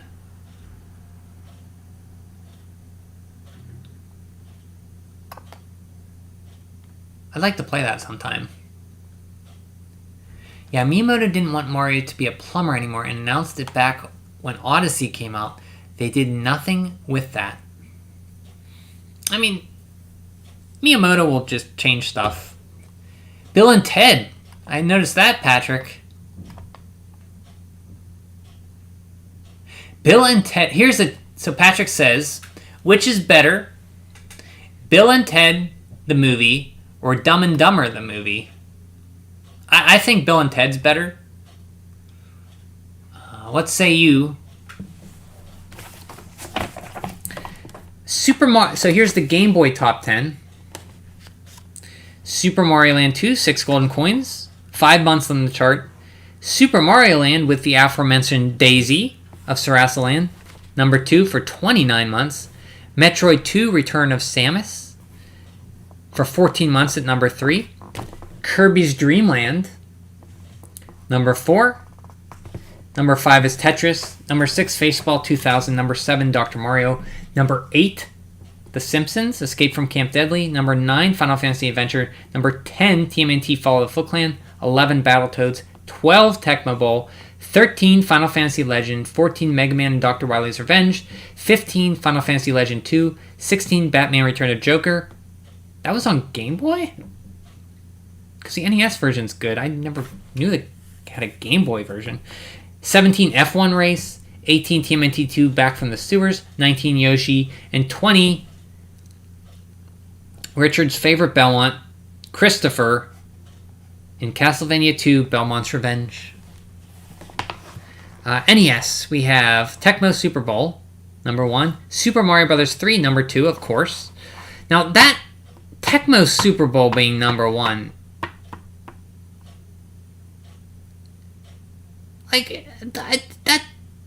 I'm not gonna get upset, but that kind of irritates me. Like, I would play any one of these games but that crap. Super Mario Bros. 3. It'd be Super Mario Bros. 3. Look, Super Mario Bros. 3 isn't my favorite Mario game on the NES, but it's leagues better. Legend of Zelda, number 3. Mega Man 4, number 4. Final Fantasy, number 5. TMNT 3, Manhattan Project, number 6. Zelda 2, The Adventure of Link, number 7. You know why? Because football is so big in America and kids liked it. That's the only reason. And I'm sure it's a fun game, but I just can't have my hard time. Zelda 2, The Adventure of Link. Mega Man 4, number 8. Number 5, number 8. That's just recently. It's creeping up there. So Ninja will be happy to note that the highest Mega Man game is Mega Man 4 at number 4. Super Mario Bros. 2, number 10. Tetris, number 11. Maniac Mansion, 12. Mega Man 2, number 13. Monopoly, number 14. Dr. Mario, number 15. Super Off-Road, 16. Baseball Stars, number 17. Mega Man 3, number 18. Metroid, number 19. And Dragon Warrior 4, still scrapping on there at the number 20 spot. I think it was just released. This is 93. Yeah, it came out in 93, I think. So it was just released.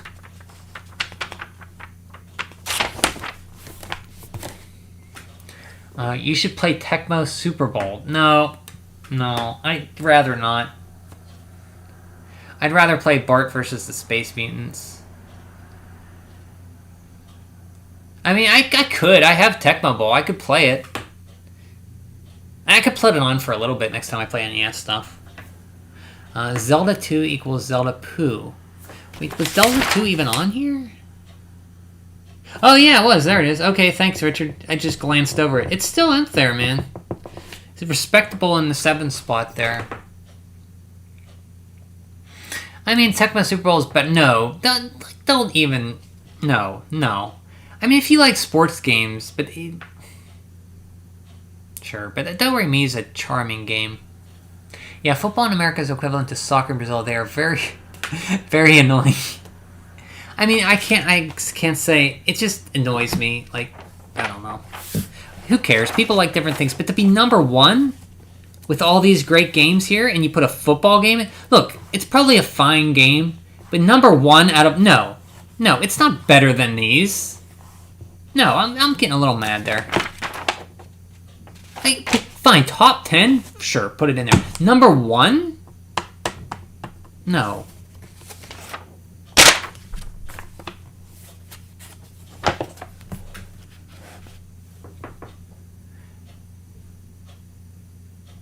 At least you play the real football with your foot, unlike US crap. Yeah, like football is like so popular here. Like, especially where I live, it's annoying. But whatever. I'm fine. It's fine. It's fine. I'm not upset. It's fine. People can like what they like. It's just like the Nintendo. This is 1993. The Nintendo's at its peak. Like, the NES is out, like the Super Nintendo's been out, so you had every good game for the NES mostly released, and you're gonna tell me that Tecmo Super Bowl is number 1. Tecmo Super Bowl better than any game on the NES released up till 1993. No. Sorry, I got it.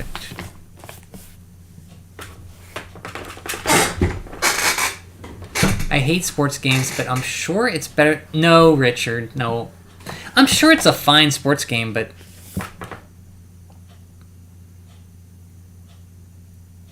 I mean, I played a little bit of Tecmo Bowl, and it was fine, but I'm not going to say it's better than... I mean, is Super Bowl that much better than Tecmo Bowl? I mean... The Hunt for Red October, based on the movie. Aerobiz, which they really kind of pumped up in this... kind of insulting. They were like, basically, look, idiot kid, we know you think of Koei and you fall asleep on your stupid desk at school, but freaking listen to us. This game's better. You run an airport, man. Come on. So they're trying to pump that up. Dragon's Lair for Super Nintendo. Now, I remember playing this at a friend's house. We rented it. Don't expect the Laserdisc Dragon's Lair from this Super NES newcomer. Although the graphics and animation are very good, this game of the same name is very much an action challenge in the tradition of Wizards and Warriors. Dirk the Daring is your hero throughout multiple stages of being attacked by dragons and other crusading entities. Your job is to collect as many crystals as possible and save, yes, a princess. Pluses. The colorful graphics are a definite plus. The options screen has 4 levels of difficulty and button control selection. Minuses. Control of Dirk is slightly stiff and slow, making precise movements difficult and frustrating. Well, that's a big minus. In a platformer, like, that's no. Collision detection with the weapons is also so you got 2 strikes against you right there. Bad controls and bad hit detection. Although it may seem that you are hitting an object, it won't register as a hit. Dirk is also limited in the use of his sword. So bad play control, bad hit detection, a weapon that's very terrible to use. That's pretty bad.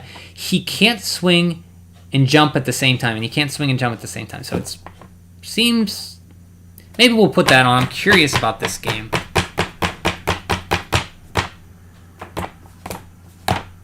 Harley's Humongous Adventure. NFL games are strategy simulation. Yeah, basically. Yeah, I guess. Yeah. Because football is strategy, right? I'm pretty sure the American thought, well, we hold the ball, but we actually have to run, so we use our feet, so let's call it football. People have died in football because you're supposed to bash the player to get through. It's definitely the most violent ball sport game. There was a time when I liked football, but then I just started hearing about it all the time when I moved here, and I just stopped liking it. So I can understand, like, people like... No, even at my peak football watching when I was a kid, like, no, I'm not going to agree that Tecmo Super Bowl is better than any other game on the NES. Guys should have just called it brain damage ball. I mean, yeah, concussions and stuff. Yep. Harley's Humongous Adventure. Jeopardy. This is Jeopardy. Alex Trebek is featured in the Super NES version of the popular TV game show, where you answer with questions. You can test your trivia knowledge in this month's review. And American boomers and millennials love it and consider it one of the best sports of all time. Totally not because of popular in America. And yes, totally biased. Sports are not for me. Cybernator. It isn't always clear if an enemy is taking damage, which means you can waste a lot of time trying to waste invincible objects. The power punch attack puts your Cybernator in an awkward and hard to defend position. Well, if that's the only negative they can come up with for Cybernator, that's pretty good. Positives: great graphics, excellent control, non-stop action. What's more, there is hidden power-ups, items, and are well spread out in the game. That's good. Robin Hood, Prince of Thieves, a movie I have a soft spot for. I really like this movie. I know it's not bad, but it's not good, but... developed by... I didn't know there was a Game Boy port. It was developed by Virgin Games, published by... Or did Virgin develop it? Oh, it's identical to the NES game. Okay.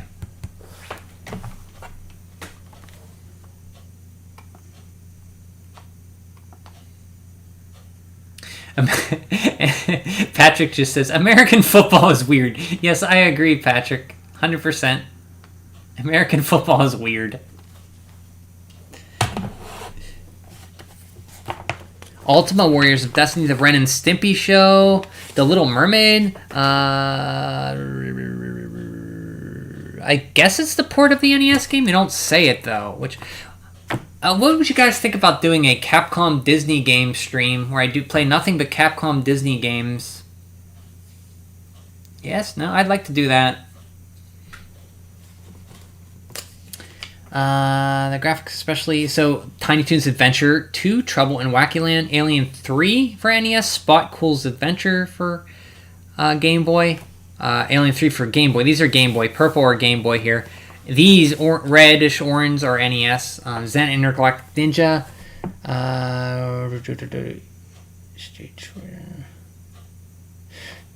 They liked it. They said, each stage has different look and feel and requires new moves and strategies. You can choose any of the 4 main stages from a map, plus the option screen lets you choose difficulty levels and number of lives up to 4. Negative, they say, some of the stages are repetitive. The forest stage, for example, requires that you continually go back and forth between the boss and the forest, and you try to save the flowers from acid rain. 4-hit detection can be frustrating when you whack a baddie and it doesn't count. Richard asks, did version games ever become Chad games? I never heard, so until Ninja showed me that meme with the Belmonts, I never heard of the terms Chad and Ninja. I never knew that was a meme. I think maybe Richard explained the Chad to me once.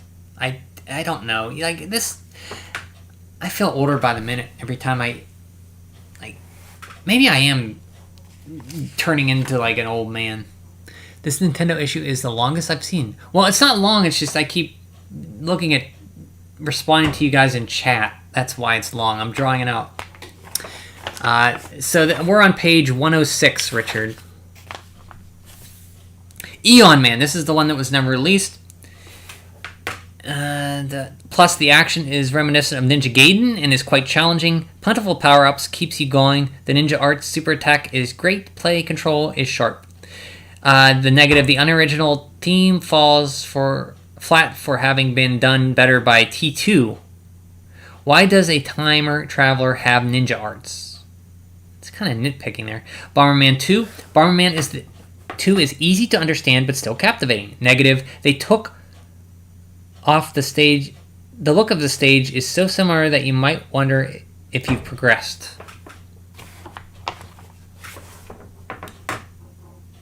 You are a boomer. I'm not a boomer. I'm a Gen Xer, Lemon. Gen Xer. I like it that you are reading it like you play games. Slow? In the hard way? Is that what you're saying, Richard? Now, I think it's there, more dialogue in the issues now. The pages have more text, and it seems to talk more about... Yeah, so, Ninja, that's a good point. I think early Nintendo powers were great with, like, kids writing in, and I'm a power player because I can beat these games, and showing the counselors. Like, now it's getting a little more towards... It's still good. I mean, I still like these issues, but I really like the early issues more. Ooh, a crossword puzzle. Samus.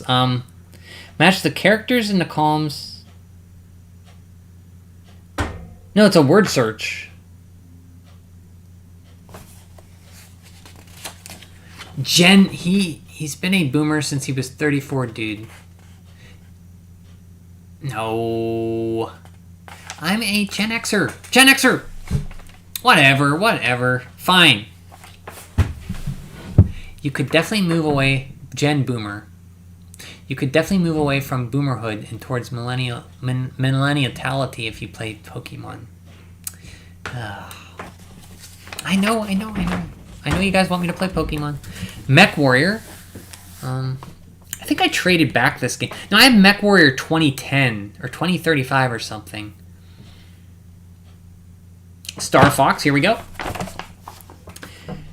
Freeing planets from hostile tyranny. So the Star Fox isn't quite out yet, but we do have a comic. Remember, it's not out yet, but we have a comic. This was the first you heard of this comic in here was the first you knew about. So as far as you know, this comic was what Star Fox was going to be about. You didn't know anything about Star Fox yet, except for that preview last in Cutting Edge where they talked about the Super FX chip, and this comic. This was the first taste we got of Star Fox. We thought it was going to be like this. And they're mentioning it now here. Freeing planets from hostile tyranny is serious business. But in Star Fox from Nintendo, you'll see that it also can be fun. Fox McCloud and his band of mercenaries from the planet Corneria take on the masses forces of the Empire in their one-seat starfighter. It will be interesting to see how these characters develop in the specialized comics, and if Nintendo makes further use of them in upcoming games. As for Star Fox gameplay, it's a showcase of the Super FX chip, which is what allows the fast scrolling and scaling effects of the complex polygons on the screen. The first-person view shooter action takes place in space and near the ground. It features a unique multipath in which one path is for beginner players and the others for advanced pilots. To truly appreciate the 3D effects of this game, you have to see it in person. So I'd like to play through the advanced section. I did the easy and medium. I'd like to do the advanced sometime on stream. Simon Belmont, penultimate line. What's that mean, Richard? Sorry, I thought you weren't aware enough yet that you want to play Pokemon and borrow Pokepark from your nephew with zero intention. I would ask my nephew, I'd say, hey, Pokepark, do you mind if I take that? I'd say, look, I'd like to try Pokepark. Could I take it with me back here? And maybe you'd see it again, maybe you wouldn't. Next time I see you, I'd bring it back. Would you be okay with that? I wouldn't just steal it from him. Like, let him be known that, hey, you might not see it again, you know, until I come back in a year or so. The greatest Star Fox story ever told until the next time it was told, and the next time, and the next time. Yeah, it's funny they mentioned in here, like, are they going to continue development of the characters started in the comics? Are they going to keep going with the comics story? Which would be interesting if they did. Oh god, Shadowrun. I beat this game. It was so, like, a lot of wandering around and talking to the right person and asking in the right order. It's fun, but I had to use a guide to figure out where to go and to beat it. It's pretty tough.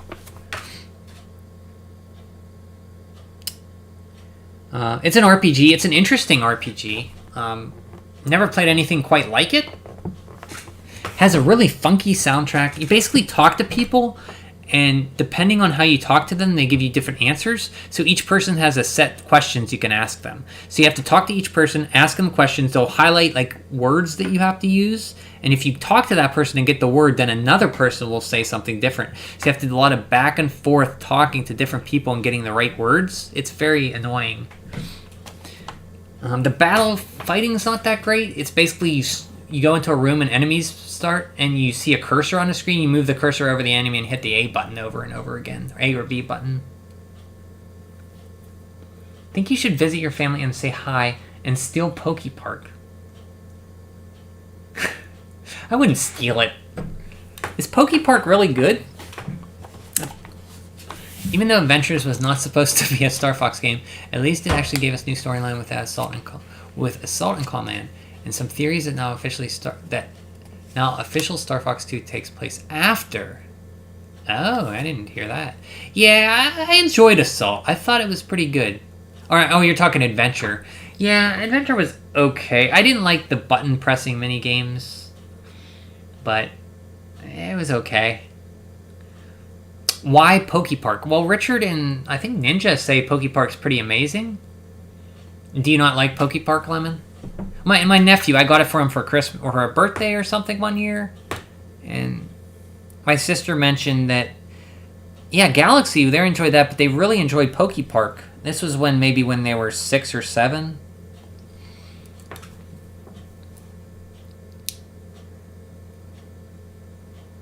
Yeah, Ninja likes Pokepark because stealing it would be free. No, I'd be a scumbag if I stole a game from my nephew. Come on, Richard. Wayne's World. I have a box copy of Wayne's World. That's not a brag. That's a mission of guilt. I don't know. I hear it's bad. I haven't played it. Ace Harding, Lost in Las Vegas. This is Deja Vu 2, I think. Which I don't think it came out. I think it came out on Game Boy later. When we last left Ace Harding, he was in Chicago, having just solved the mystery of who killed Joey Siegel in the detective RPG Deja Vu. Now Ace is in Las Vegas in a bathroom. Where else? But he doesn't know how he got there. And you can bet he is up to his neck in it once again. Kenka went on out in this latest mystery to captivate the feel of a gritty Sam Space yarn, both the text and the graphics. See, I think this was Deja Vu 2. I don't know if this ever came out. Ace Harding, Lost in Detective.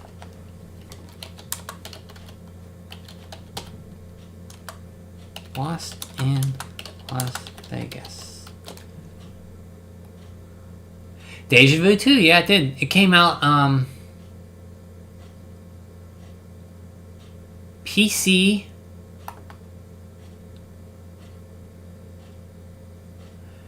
Mac 88, Amiga, Atari ST, GS 1989, DOS 1990, and Game Boy Color 1991. So I do have that then.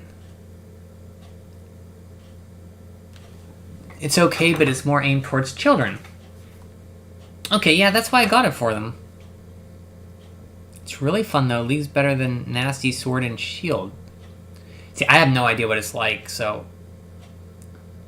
I think there was 2 of them, too. Have you beaten BD already, Ninja? There are 2 Cynthia rematches and 1 secret bosses with B Dawn on weekends. No, I took a break doing other things. I replayed a bit today, and at the Cycle Bridge, but you have to beat Cynthia 10 times for Dawn to use your ultimate team. Oh, here we go. Kid Dracula. Kid Dracula for Konami isn't exactly the shadowy game of the cryptic bats and pale Transylvania that you might expect. The fact is, it's a light-hearted action game with big comic-style graphics. For instance, you earn 6 special powers as you progress through the 8 stages.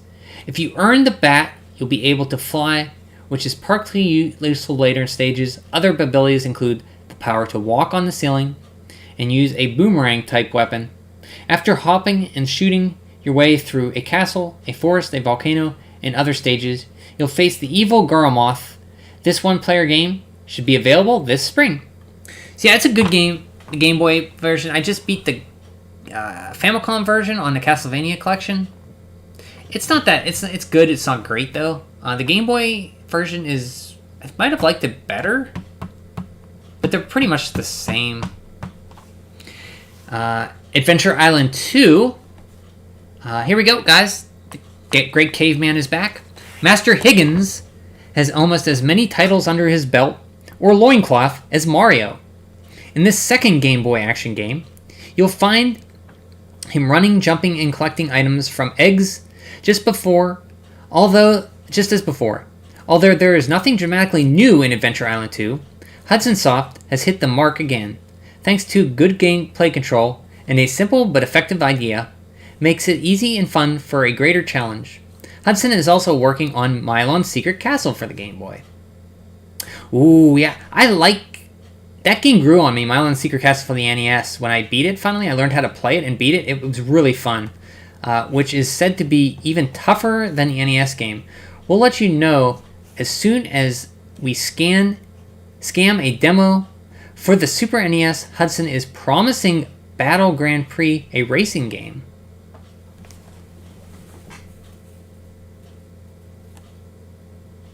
Okay, Great Greed. This is an RPG I'd like to play.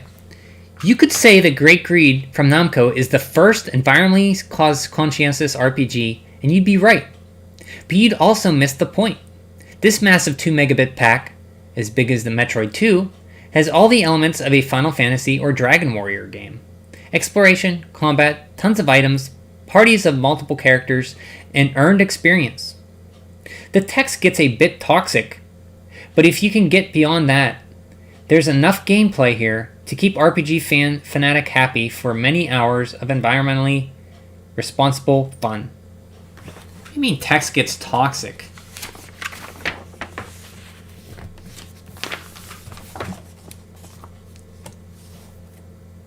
Packwatch, Alien vs. Predator, I don't think that ever came out. Outlander, Lord of the Rings, Claymates, Where in the World is Carmen Sandiego, Bomberman, no, Super Bomberman, Doomsday, Top Rank Tennis, Strike Eagle,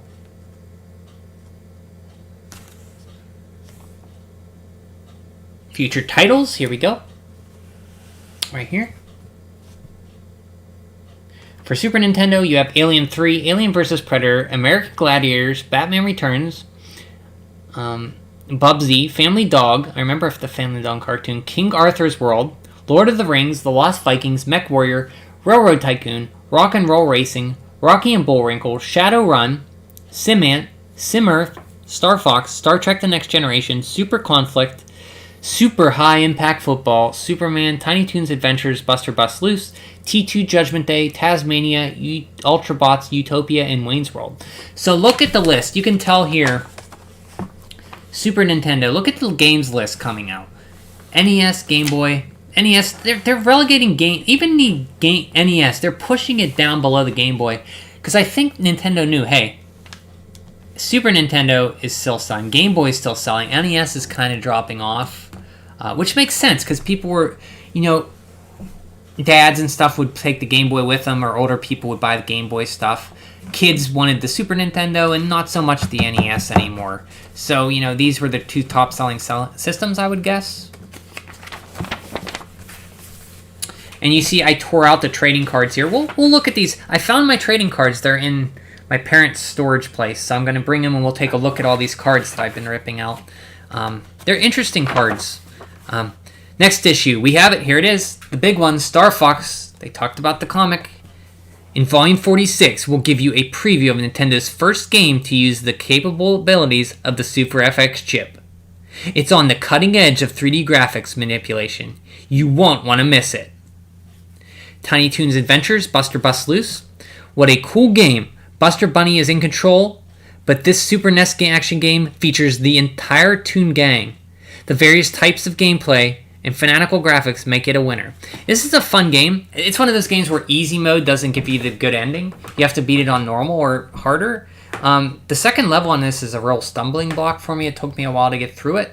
It's like an auto-scrolling Wild West level in one part. Ooh, Dragon Warrior 4. Knew it was coming out. Yet another installment in Enix's extremely popular series will be coming your way next month. More quests, more enemies, more allies, more challenge. To sum it up, more of everything. Stay tuned. Dragon Warrior 4 next issue. I kind of want to move right on to it. Adventure Island 2 for Game Boy. Out of the abyss comes Master Higgins for this second daring Game Boy venture. Hudson Soft's pot-bellied island warrior will leap into action and onto the pages of Nintendo Power next month.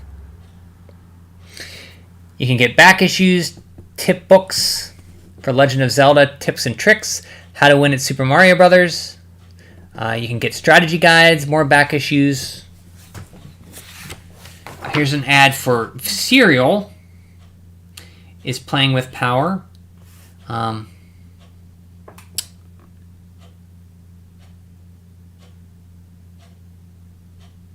Don't really know what I'm supposed to be doing here with this game.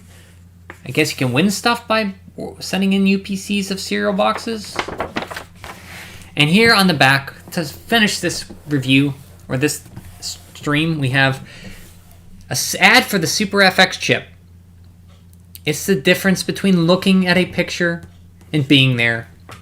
It's our exclusive Super FX chip, and it takes the Super NES beyond anything you've ever imagined, to new realism, to new dimensions.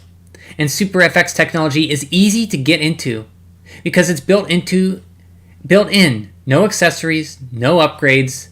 Star Fox will be yours first look at this amazing step forward in technology. Value and fun. It's just the beginning. Ooh. So they're really hyping it up. Really hyping it up. It worked on me. I bought it. Guys, that's volume number 45 for February 1993. We got a lot to look forward to next issue. We have Star Fox. We have Dragon Warrior 4 coming out. We have more great Super Nintendo. This is 1993. The Super Nintendo's just going to be on fire from here on out. We're going to see some of the best games ever made being reviewed. We're going to see a lot of good stuff in these coming issues. We're getting into it, guys. We're going to get into it. So anyways, thank you for watching. I'm sorry this is longer than normal, but I hope you enjoyed looking at these as I like looking through them. It was great. I thank you all for staying with me for this 2.5 hour stream. We won't have Pokemon next issue. You got a ways to go here. You got the N64, Super Nintendo N64 to go through till we get there.